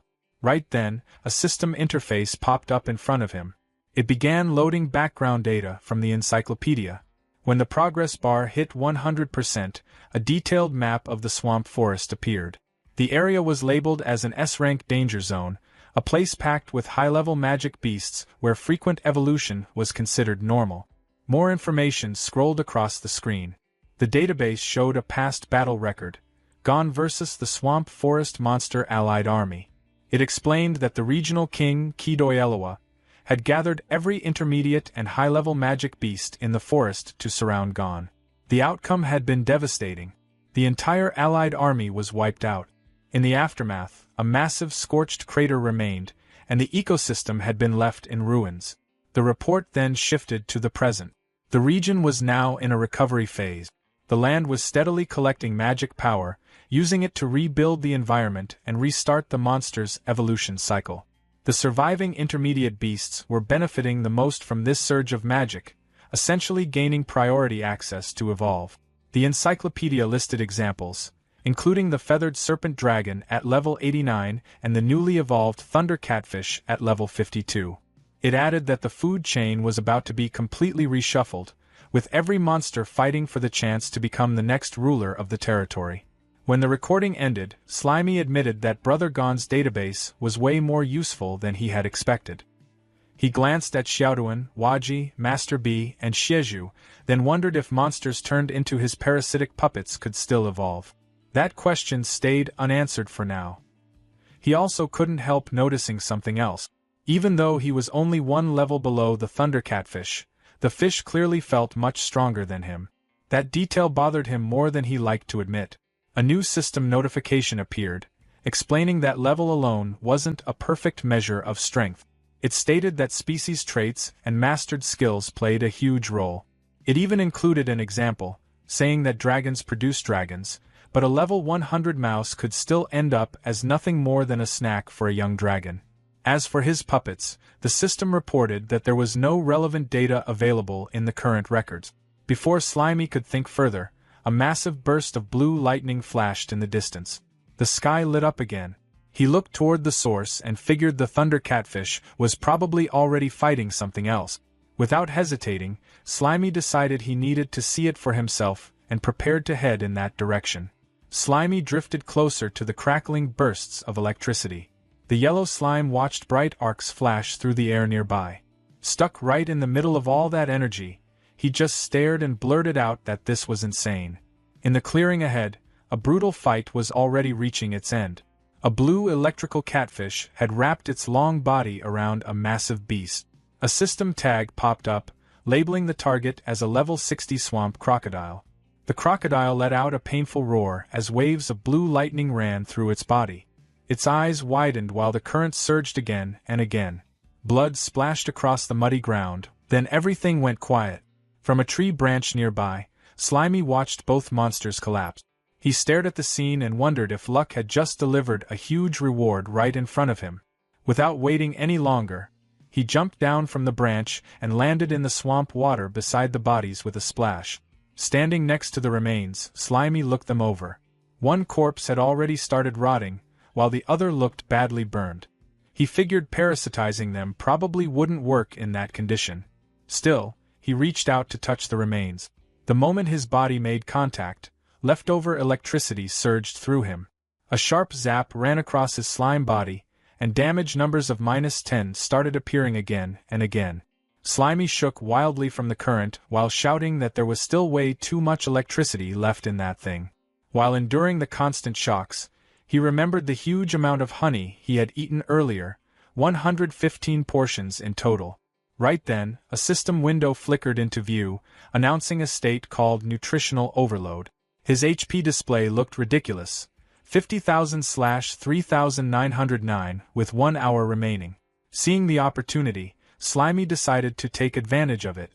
His golden slime body expanded outward, spreading across the swampy ground. The liquid mass flowed over the fallen monsters and completely covered the level 60 swamp crocodile. Above the golden blob, a single word appeared. Decompose. System notifications started pouring in. Messages listed experience points gained from breaking down the body. Another alert appeared, announcing a newly acquired skill. Lightning attribute resistance. Inside Slimy's golden body, the crocodile's flesh quickly vanished until only a clean skeleton remained. Slimy commented that this actually felt pretty nice. Soon after, another system alert appeared, confirming that his experience had reached the requirement for a level up. Feeling the boost from the overload state, Slimy decided there was no reason to slow down. With so much time left, he planned to eat as much as possible. The massive golden blob surged forward into the swamp forest. Slimy moved across the land like a rolling wave, knocking down trees and pushing through the thick swamp. His body kept growing larger and larger, spreading across the terrain while swallowing every creature and plant in his path. He mentioned how fun this rampage felt as his experience points shot higher and higher. System notifications kept scrolling non-stop, each one reporting more experience gained through decomposition while Slimy continued devouring everything around him. Slimy looked out across the swampy landscape. As he scanned the area, his single eye grew wide after spotting something interesting. On the far side of the water, a huge mangrove forest stretched across the distance. The trees there looked far thicker and greener than the area he had been roaming. He started wondering if stronger monsters might live in a place like that. After staring at the distant forest for a moment, he decided he might as well go check it out. With a heavy splash, Slimy jumped straight into the water. The moment he sank beneath the surface, a swarm of red-scaled fish rushed toward him from every direction. The creatures immediately started biting into his golden slime body. Slimy looked irritated as damage numbers started popping up one after another. -40, -37. System alerts quickly followed, warning that he was under a massive attack and that his total HP loss had already passed 1,000. Slimy complained that these tiny fish actually had the nerve to attack him. He decided he might as well eat them to recover some HP. His slime body stretched outward and began absorbing the piranhas. Numbers for recovery appeared right away. +80, +60, +40. More system messages popped up, confirming that monsters had been killed and that he gained experience points through decomposition. But after a short moment, Slimy noticed something annoying. Eating one fish gave him around 80 HP, but the rest of the swarm was chewing away much more than that. The attacks from the others were draining close to 100 HP at the same time. He quickly concluded that this trade was terrible. Meanwhile, the swarm only kept growing. A massive school of piranhas surrounded him, turning the water into a dark moving cloud. System warnings intensified, stating that he was being attacked by a large number of monsters. His total HP loss kept rising. Still underwater, Slimy commented that there were way too many of them. Moving around in the water felt slow, which made it hard for him to react properly. Even though the fish were all below level 20, They were still chewing away far more HP than he could recover. Right then, another system interface appeared to explain the situation.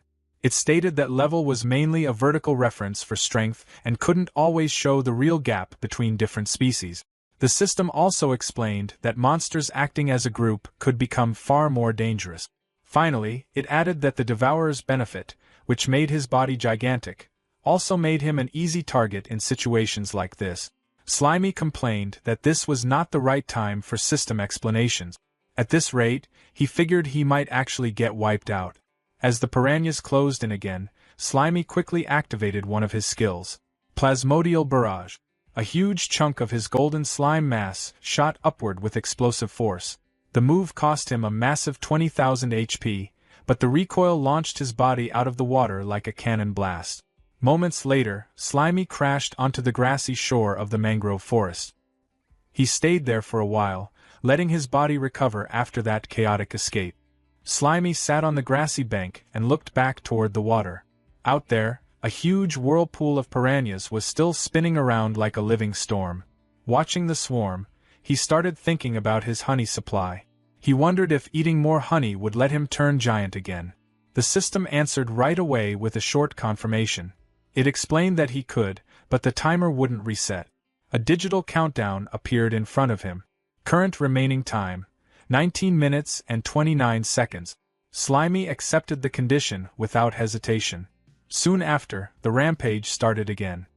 His golden body expanded back into a massive sphere and began rolling through the mangrove forest.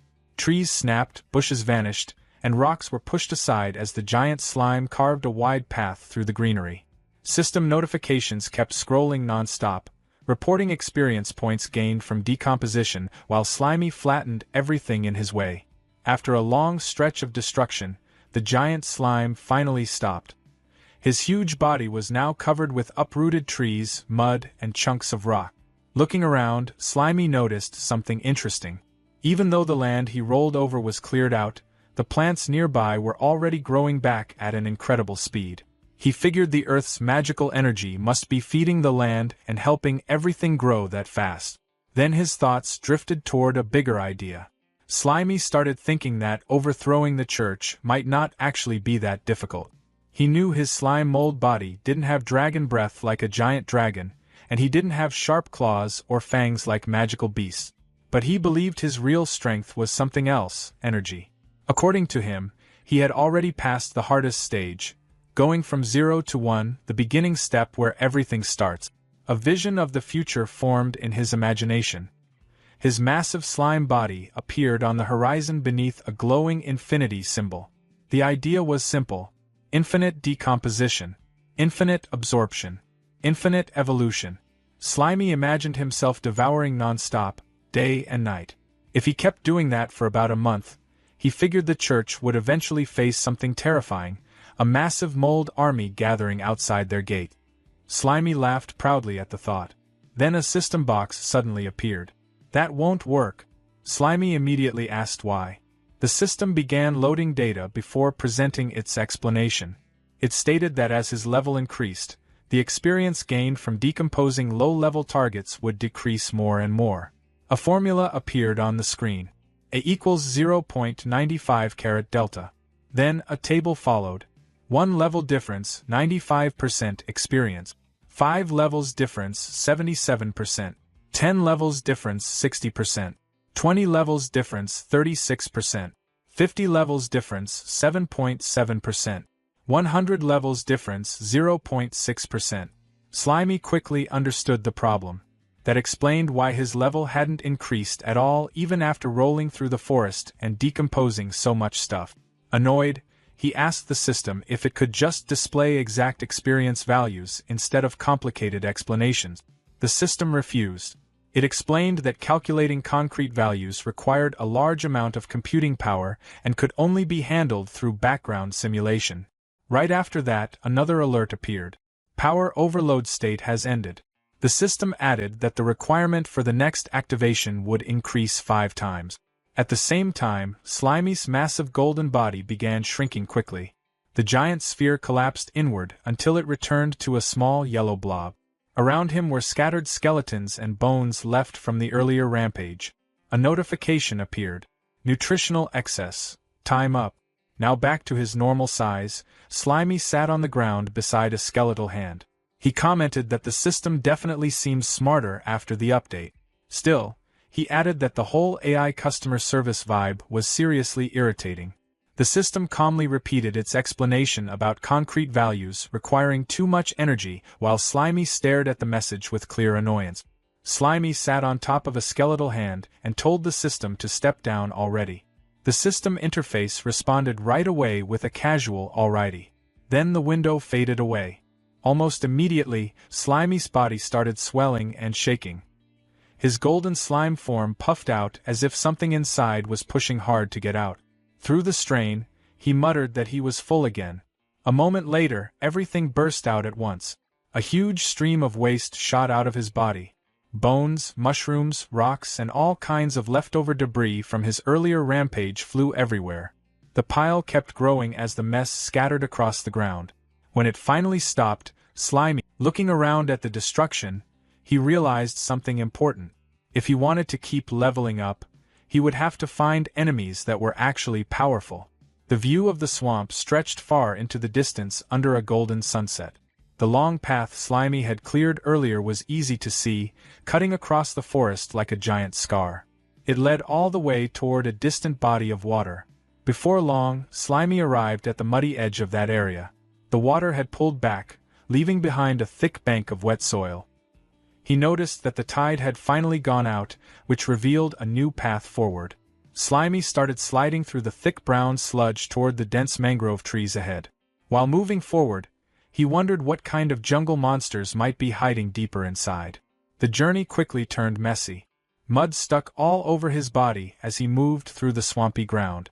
Slimy complained about how disgusting it felt, mentioning that he was already sticky enough without being covered in mud too. Slimy stood in the middle of a wide mudflat, looking around at all the holes scattered across the ground. There were way too many to count, and he couldn't help getting curious. He leaned over one of the dark openings and casually called out, telling whatever was inside to come out because he wanted to try eating it. Before anything else could happen, a tail suddenly shot out of the hole and smacked him directly. Mud splashed all over him, covering his body. Slimy reacted right away, saying that was seriously not okay, and told the thing inside to just wait. Then he dove straight into the hole without hesitation. Underground, the whole area started shaking as Slimy moved quickly between the tunnels. Mud burst out from different holes across the surface, popping up one after another.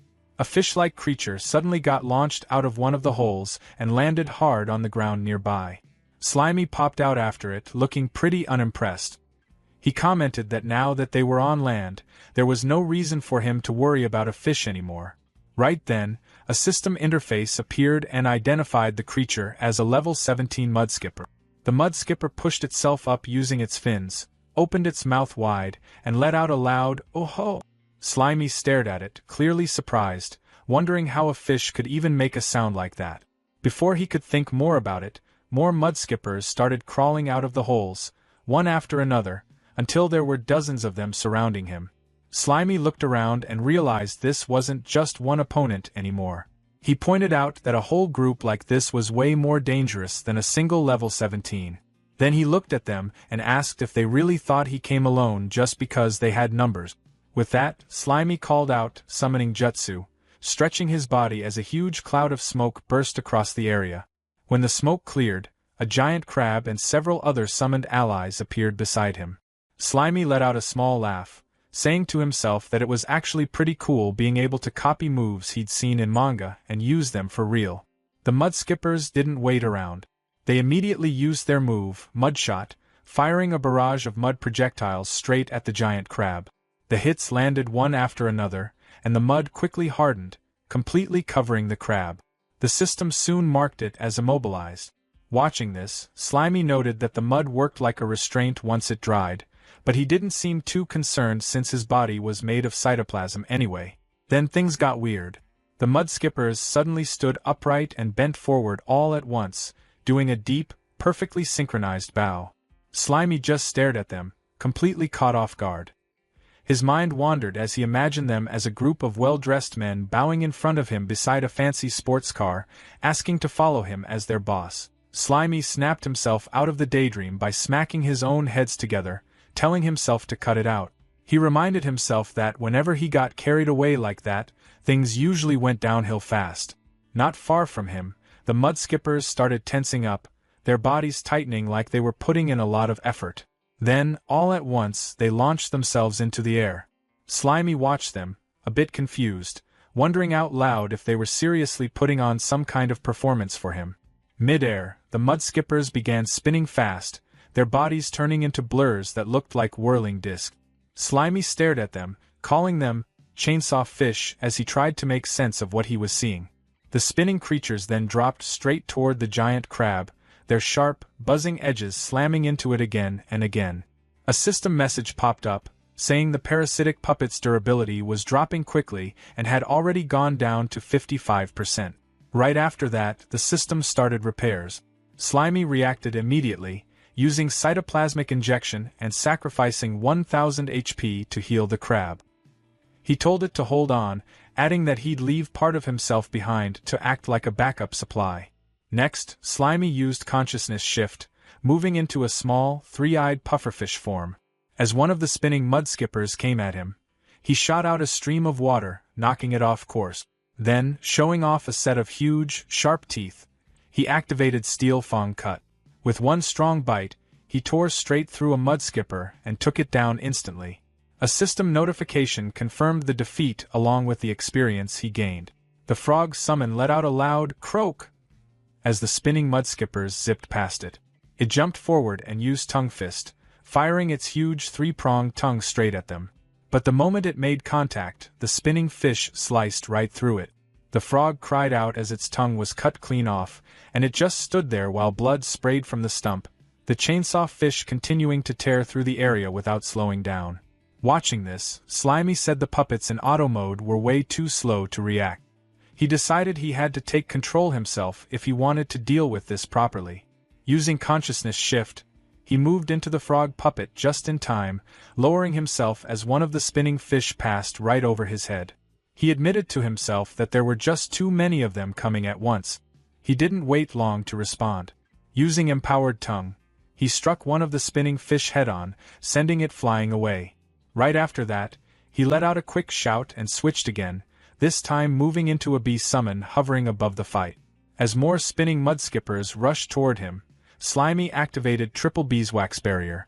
3 layers of golden, hexagon-shaped shields appeared in front of him, taking the hits as the fish slammed into them one after another. Looking down at the chaos, Slimy said he needed to lock them in place somehow before doing anything else. After a brief pause, he spoke up, saying he had just come up with something. Master Bee lifted his wooden stinger like he was about to prove a point, making it clear he was ready to show the flying fish who controlled the skies. He called out honey convergence, and a huge wave of thick golden honey rushed upward, catching the fish midair and dragging them together. It turned into a giant sticky sphere, trapping them completely as his rap skill locked everything in place. The honey mass didn't stay whole for long. It started splitting into smaller chunks, dropping the trapped fish straight down. Right then, a small pufferfish jumped in like he didn't want to miss out. He let out a determined cry and activated Inflate, puffing himself up into a giant spiked ball before crashing into the remaining fish with a heavy hit. Master Bee stayed above it all, telling the team to keep going. He used honey convergence again, spreading smaller sticky bubbles across the battlefield. Each one wrapped around fish that were still struggling on the ground, shutting down any chance of escape.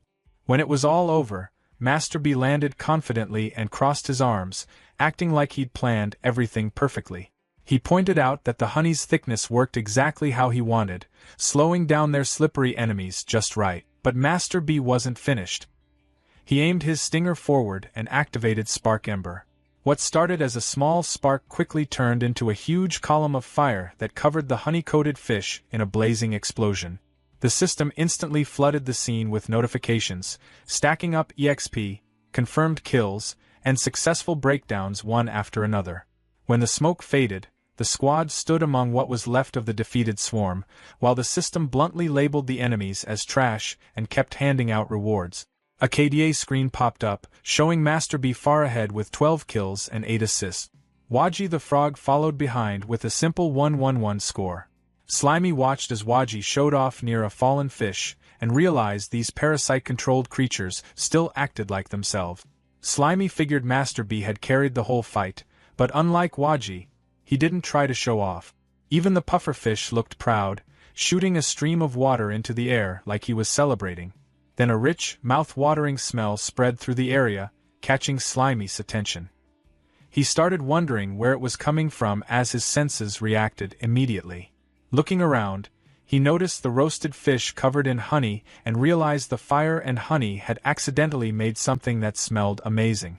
A system message confirmed it, saying he had discovered a new dish called honey roast fish, which was added to his cooking skill. Master B buzzed excitedly, while the crab and pufferfish started acting hungry. Slimy questioned if these parasite-controlled creatures actually wanted to eat too. Waji responded by sticking his tongue out in a playful way. Seeing how eager everyone was, Slimy decided there was no reason to hold back and told the group to go ahead and enjoy a well-earned feast together. Slimy was busy enjoying the results of the fight, taking his time with the honey-roasted fish. He noticed how the sweetness had soaked deep into the meat, bringing out a fresh flavor, while the high heat had crisped the skin perfectly and kept the inside soft. A system notification popped up, pointing out that breaking down cooked food actually gave even more EXP, almost like it was rewarding him for having good taste. The calm didn't last long. Slimy suddenly reacted, warning everyone that more enemies were still nearby and telling them to get ready. A loud thud shook the ground as a huge creature jumped into view. The system quickly identified it as a mud skipper boss at level 49. Extra details followed, explaining that it could remember its enemies and use sound waves to control its swarm. It usually depended on weaker creatures to gather food for it, and while its overall threat level was listed as average, it still had enough awareness to cause problems. Slimy didn't seem too concerned. He compared it to the queen bee and figured average didn't mean much compared to his own strength. He told himself there was no need to rush. If he just repeated the same strategy as before, winning should be simple. He turned to his team and asked if they were ready. Instead, he found the crab, Master B, the pufferfish, and Waji completely ignoring him, all focused on eating more roasted fish like nothing else mattered. Slimy called out in frustration, asking why they were still eating when the enemy was right there. The mudskipper boss didn't wait. It attacked immediately, slamming into the ground and sending mud everywhere. Then it used Gulp Down, lunging forward and swallowing the remaining fish in one huge bite. Slimy looked at his team, clearly disappointed, muttering that they were unbelievable. Seeing how messy things were getting, Slimy decided the current control method wasn't reliable enough. He switched to a more direct approach, extending strands of his cytoplasm and connecting them to each puppet. A system display showed the new setup, explaining that while it wasn't as precise as a full control link, it allowed much better coordination and faster reactions. Slimy got excited as he realized what he had just pulled off, saying it felt like he was controlling puppets directly and calling it a pretty cool upgrade.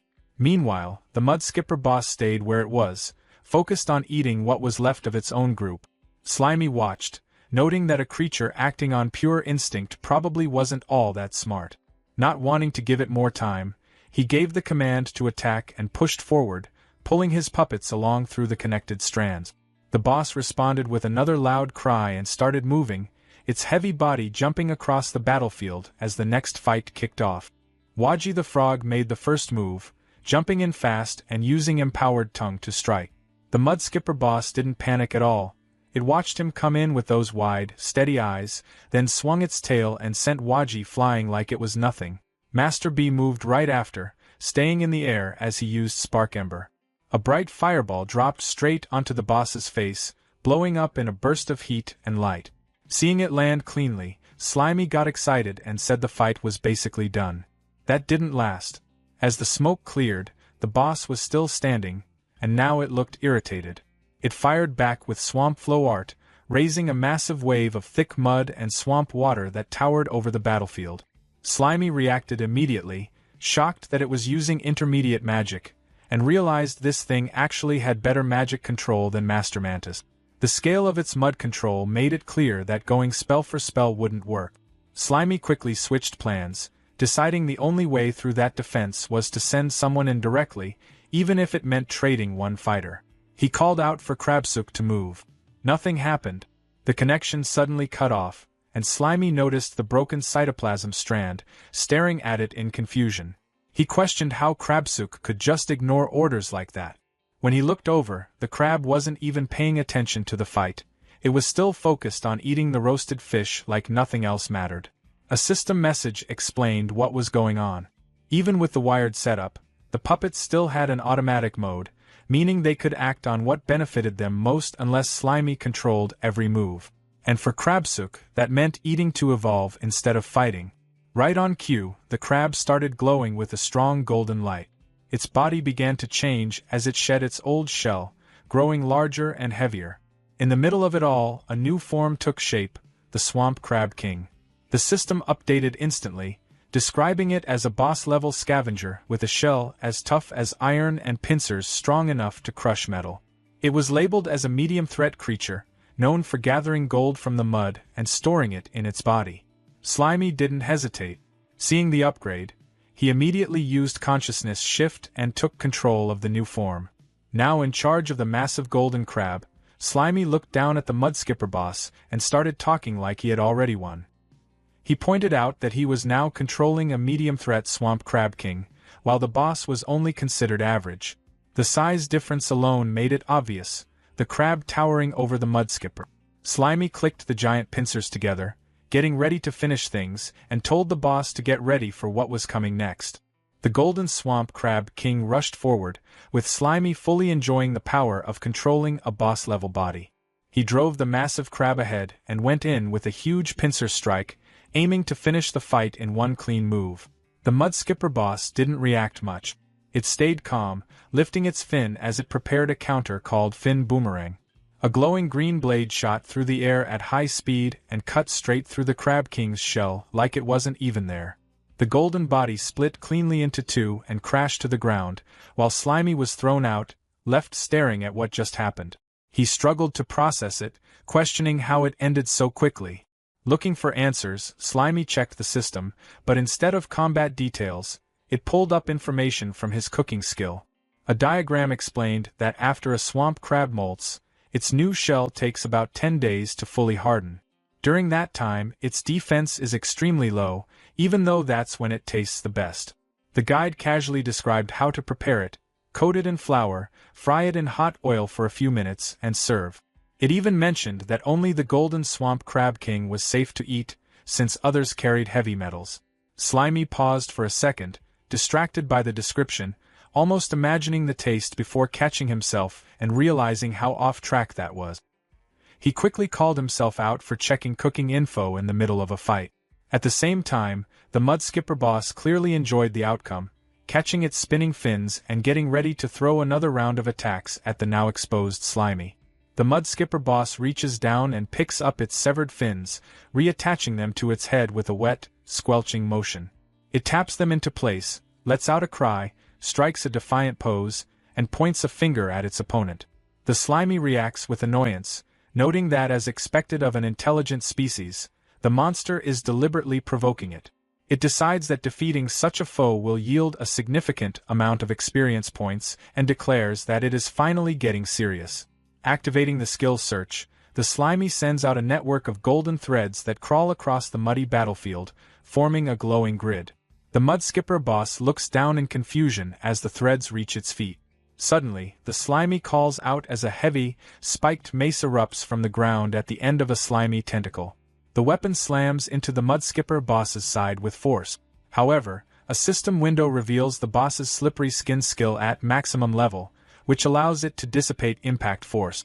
This reduces physical damage by 50% to 70% and fire attribute damage by 20%. Despite the reduced impact, the Slimy remains undeterred, observing that while the skin deflects its attacks, it will simply grind the boss down over time. The Mudskipper boss responds by unleashing its intermediate magic, Swamp Flow Art. A massive, churning wave of mud rises from the ground, towering over the battlefield. As the mud crashes down, it tears through the Slimy's golden grid, severing the connections. The slimy reacts in frustration as its formation is broken. In the chaos, a series of explosions rip through the mud wave while a bee puppet circles above. The mud skipper boss watches as sharp mud spikes erupt from the ground, shooting toward the bee puppet. At the same time, a frog puppet leaps into the air, extending its long tongue in a desperate attempt to remain in the fight. The slimy navigates the chaotic battlefield, observing that the entire mud pit is being utilized by the enemy, who possesses a clear home field advantage. It admits to underestimating the opponent, noting that monsters which have gained sentience experience a qualitative leap in combat power compared to others of the same level. From the center of a swirling mud vortex, the mud skipper boss lets out a loud cry and launches its fin boomerang. The slimy identifies its puppet, Xiaoduan, as the pufferfish inflates itself to intercept the attack. The spinning fins strike with devastating force, triggering a system notification that the parasitic puppet's durability is rapidly dropping, falling from 47% to 23%. Xiaoduan is shattered by the impact, and a notification confirms the parasitic puppet is destroyed. As the slimy is propelled forward by the explosion, it thanks Xiaoduan, declaring that the sacrifice will not be in vain thanks to the cushioning provided by the puppet's destruction. Landing directly on the spinning fins, the slimy declares its capture and activates the skill dissolution. The mud skipper boss lets out a muffled cry as its fin is engulfed. A system notification confirms that the decomposition is successful and experience points have been gained. The mud skipper is devastated by the thought of losing his precious fin, while the slimy remains unable to fully comprehend its significance, having never possessed such a part, though it recognizes it held deep importance for the creature. The boss is broken down, leaving the creature to collapse face down into the mud. The slimy laughs while glowing as it imagines the mud skipper boss without fins. Suddenly, the boss erupts in a furious cry, its eyes turning bloodshot with pure rage as it vows to kill the bastard. The slimy is shocked, exclaiming that the creature can talk.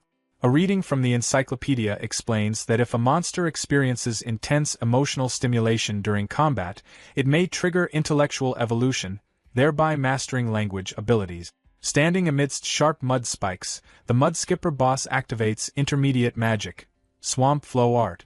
The slimy remains unfazed, wielding a massive spiked mace and declaring that it is time to settle this.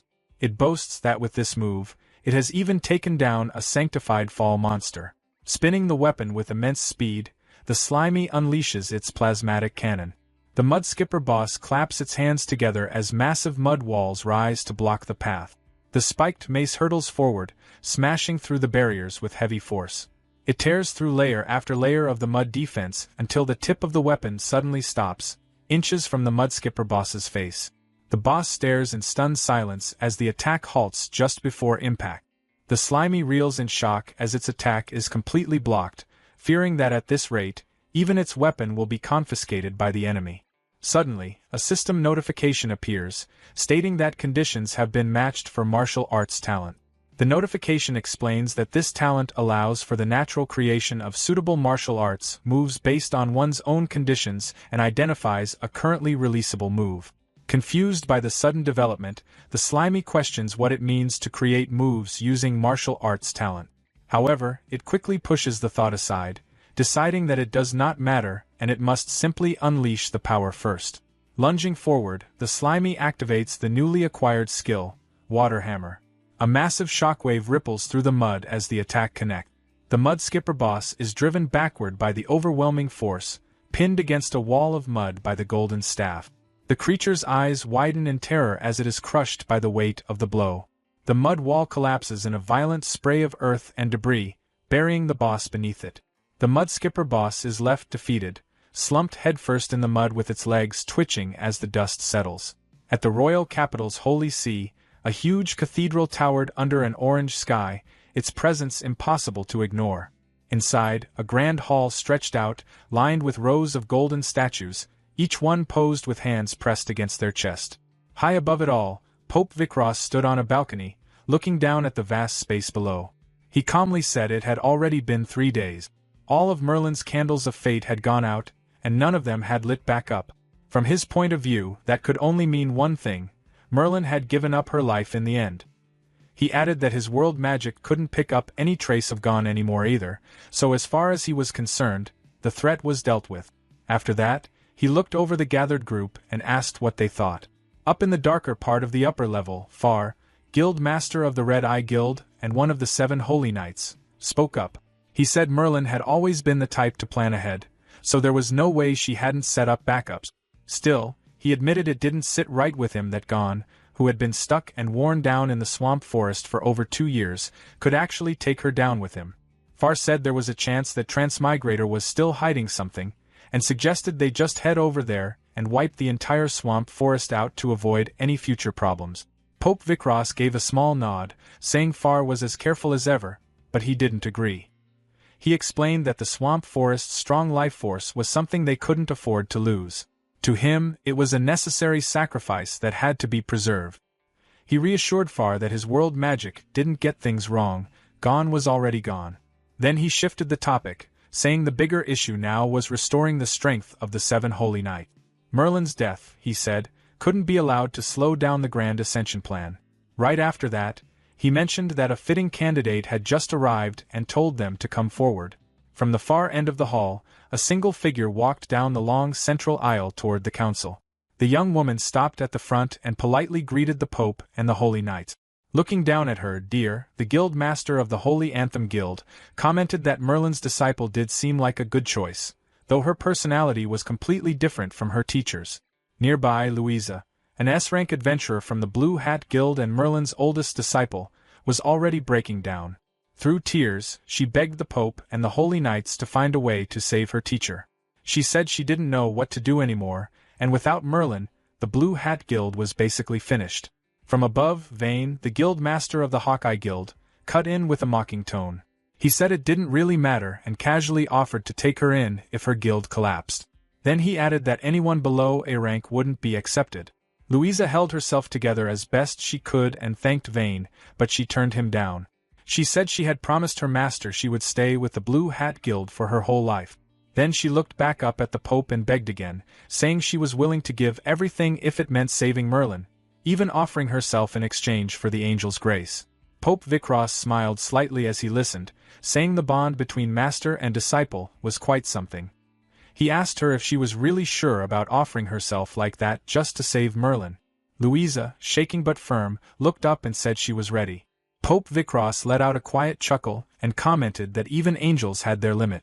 He then told everyone that Merlin's soul had been completely erased, and there was no chance of her ever coming back. With that, he formally declared that from this day on, the Blue Hat Guild, and the position among the 7 Holy Knights, would pass to Louisa. Louisa kept crying, calling out for her master, her voice breaking as she struggled to hold herself together. Vane cut in from above, telling her to get a grip and stop crying. He reminded her that plenty of people far stronger than her had never even been considered for a spot among the 7 Holy Knights. Hearing that, Louisa slowly wiped her tears and lowered her head. She admitted he was right to call her out. Then she said she would carry on her master's will, take responsibility for the Blue Hat Guild, and serve the Holy See with everything she had. The scene shifted to a few days earlier. In a dim, blue-lit chamber, Louisa stepped inside, asking if her master was okay after her tracking magic suddenly reacted. On the ground nearby, a dried, skeletal hand lay beside a glowing magic circle. Not far from it, Merlin's shriveled body rested against a stone structure, barely holding together. Without warning, Merlin's eyes opened with a sharp flash. Her body moved forward as her thoughts rushed all at once. She mentally cursed Gon while going over the soul fragments she had planted inside her disciples as a backup plan. From what she could tell, Louisa had the best compatibility. That meant this could still work, possession, rebirth, starting over. Merlin called out to Louisa, urgently telling her to come closer and give her hand. Louisa didn't move. Instead, she stayed where she was, her eyes giving off a strange, cold glow. She said she didn't want to. Then she explained that as long as she avoided physical contact, the spell Merlin had carved into her heart wouldn't activate. She added, almost casually, that she had been reading the forbidden black magic book in secret. Merlin's voice turned frantic as she told Louisa to listen to her and do as she said before it was too late. She begged her to save her, saying she would pass on everything she knew. Louisa's expression didn't change. She told Merlin not to act like that and said she would help her, right now. Then she pulled out a massive, dark magic book. Without hesitation, she brought it down hard onto Merlin's skeletal body. The impact echoed through the chamber as she kept striking again and again. Blood splattered across the floor and walls. Standing there covered in it, Louisa smiled in a wild, unsteady way as she quietly said she was giving her master immediate release. She let out a low laugh and added that once Merlin was gone, everything would belong to her. Back in the muddy terrain, the wide-eyed mudskipper lay still in the dirt, keeping low. A moment later, its large orange eyes widened as it realized the situation wasn't going its way. It quickly pushed itself up and rushed off, mud scattering behind it as it moved. While retreating, it glanced back at the trail it left, thinking that she hadn't fallen for the trick. Not far ahead, Slimy rode on top of Waji, telling him to pick up the pace. He pointed out that the system hadn't shown any defeat XP, which meant the mudskipper wasn't actually finished, either just down for a moment or faking it. From his perspective, there was no reason to gamble on that, so getting away stayed the top priority. Behind them, the mudskipper surged forward, its presence easy to track as it closed the distance across the flats. Its eyes rose from the mud as it chased them with clear focus. Slimy noticed it gaining on them and told Waji it was getting close. Instead of trying to outrun it in a straight line, he told him to change direction, making it clear that staying out in the open would only work against them. Waji reacted immediately and leaped toward a dense patch of mangrove-like trees. The mudskipper followed right after, forcing its way through the tangled vegetation, its movement rough but relentless. Using the cover, Waji and Slimy slipped behind a thick tree trunk and stayed out of sight. From there, Slimy watched closely and went over his options. He noted that his water hammer strike needed space to stretch before releasing it, and he doubted the mudskipper would fall for the same move again. On top of that, its control over the mud made things worse, especially in terrain like this. Even though part of him wanted to finish it here, he decided it wasn't worth the risk. Among the roots, the mudskipper paused, its body lighting up with faint yellow spots. It called out, asking the little yellow bastard if hiding was really going to help. Then it activated Swamp Flow Art at full range. Across the forest, the ground started shifting, mud bubbling and moving in every direction. Slimy watched as the mud around their hiding spot began to react. He quickly understood that it was scanning the area. Before he could act, the mudskipper lunged straight at their exact location, saying it had found them. With no Slimy shot out a long, golden strand from his body, driving it deep into the ground below. Up in the air, Master B grabbed onto the end of it as levitation activated, lifting everything upward. As the line tightened, Slimy pulled hard, dragging Waji out of the mud where he had been stuck. He kept urging him on, saying Waji could make it as the stretched strand held under the strain. All of a sudden, Waji let go of the golden appendage. A system message appeared right after, explaining that parasitic puppets in automatic mode would always choose the most beneficial action for the main body. Down below, Waji dropped straight back into the mud, letting out a rough croak as he landed. Up in the sky, Master B kept flying, carrying Slimy along through the fading light. From the forest floor, the mudskipper looked up at them and made it clear it wasn't letting them escape. It steadied itself, crossing its arms as it focused. Then it unleashed Swamp Flow Art. The ground burst apart as mud and uprooted trees surged upward, tearing through the forest canopy and chasing after them. High above, Slimy looked back, annoyed that the attack was still coming. He called out to the mudskipper, telling it to drop already, then activated Cytoplasmic Machine Gun. A continuous stream of hardened golden shots rained down, striking the mudskipper again and again as it stood in the middle of the destruction caused by its own magic. The mudskipper pushed itself out from under the pile of mud and debris, checking if the attack had finally ended. It didn't wait long before calling out toward Master B and using its magic again, stirring up another violent swirl of mud and rock. The vortex surged upward, and an explosion of debris followed. Heavy chunks of stone shot through the air and slammed into Master B mid-flight. Even after the hit, Master B kept flying through the fading light, still carrying Slimy along. But now blood streamed from a large, jagged wound along his side. His movement slowed, then his body tightened as if making a decision. In the next moment, he pushed forward with a sudden burst, sending Slimy flying ahead like a launched projectile. As Slimy was thrown forward, He turned back and called out to Master B. Despite the damage, Master B looked back one last time and gave a steady thumbs up.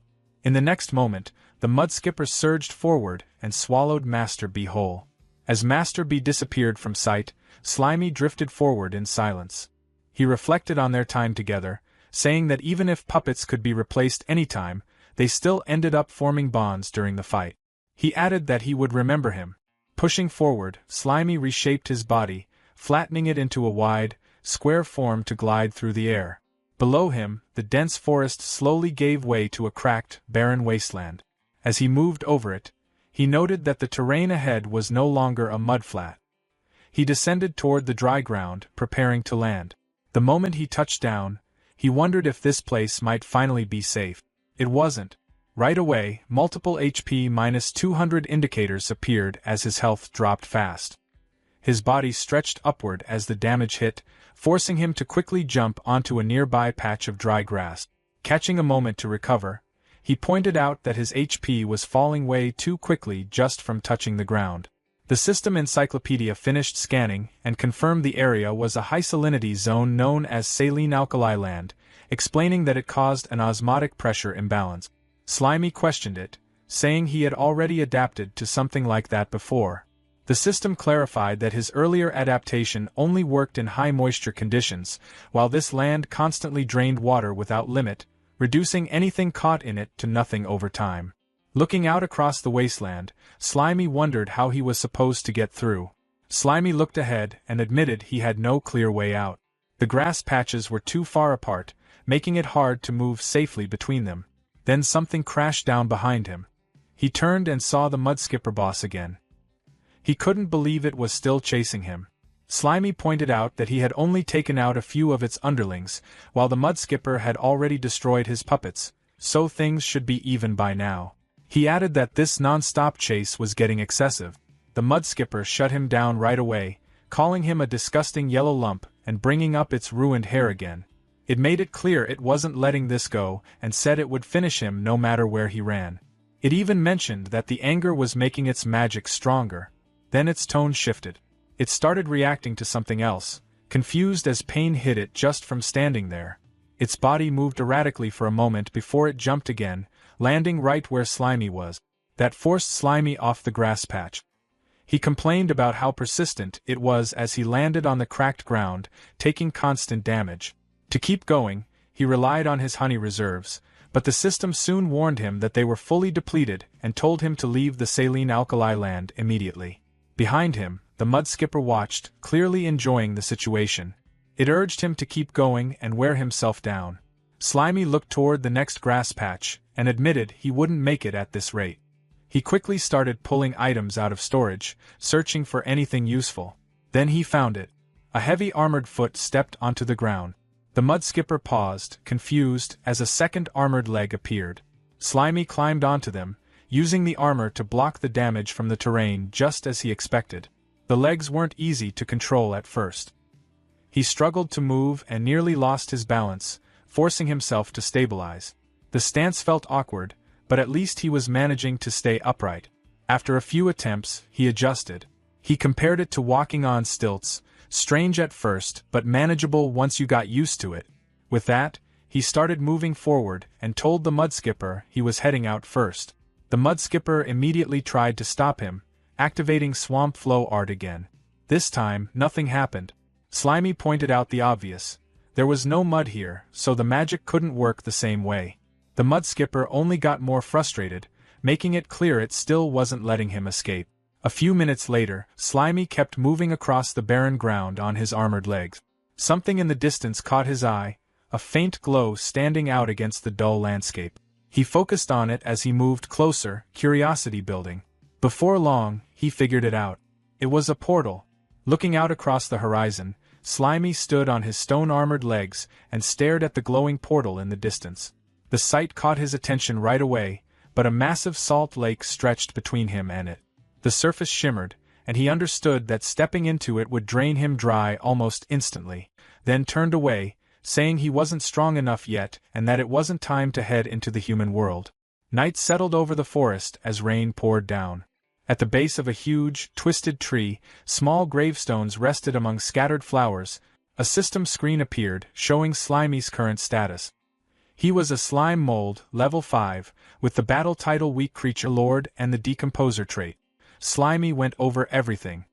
He noted that parasitic domination was a merged skill, so upgrading it cost double, and at his current level he could control up to 7 puppets. He reflected that he had just started getting stronger, only to lose everything to the Mudskipper, meaning he had to build it all up again. Looking around, he pointed out that as the environment recovered, stronger monsters would appear. That meant more experience, but also more danger. He decided the safest option was to stay hidden and slowly build up strength. A flash of lightning lit up the storm outside.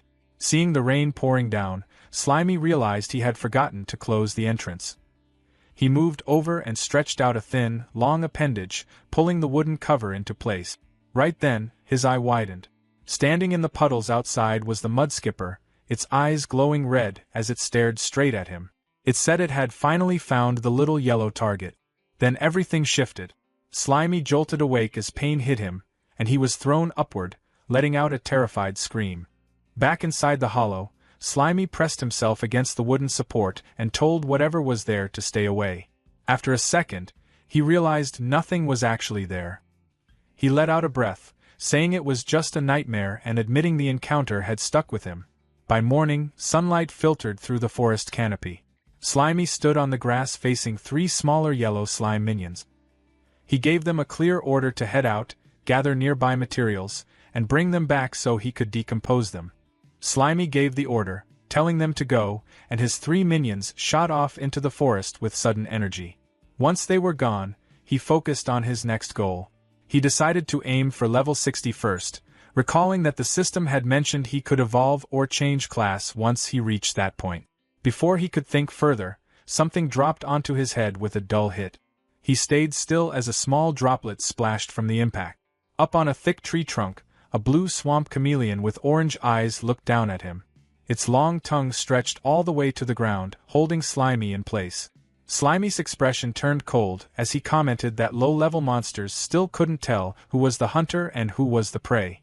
As the chameleon pulled its tongue back, a sharp red fragment stayed lodged in the tip. Blood splattered as the creature jerked back in pain. It reacted quickly, activating its camouflage and climbing up the tree, its body blending into the surroundings. Slimy didn't move. He activated a search, and a glowing grid swept across the tree bark. He noted that invisibility was useful, but not against him. The scan locked onto the target. In the next instant, Slimy moved in and declared he had found it. A system message confirmed it. Parasitic Puppet a Swamp Chameleon X1. The details showed the puppet had 87% durability and skills like Tongue Fist, Tongue Whip, and Camouflage. The scene shifted through the dense forest. Before long, the 3 minions returned, dragging back a massive pile of materials, including crabs and other shelled creatures. Slimy looked it over and said they had done well. He thought about what to do next, noting that because of the level gap, breaking things down directly didn't give enough experience. He needed a more efficient method. A golden interface labeled Cooking appeared with a spatula icon. The system explained that processing ingredients this way could boost EXP and sometimes add extra effect. Standing in front of the pile, Slimy told Atong to check what dishes were available. A scan started right away.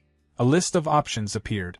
Charcoal grilled platter could restore a large amount of HP and give extra buffs along with 1500 XP.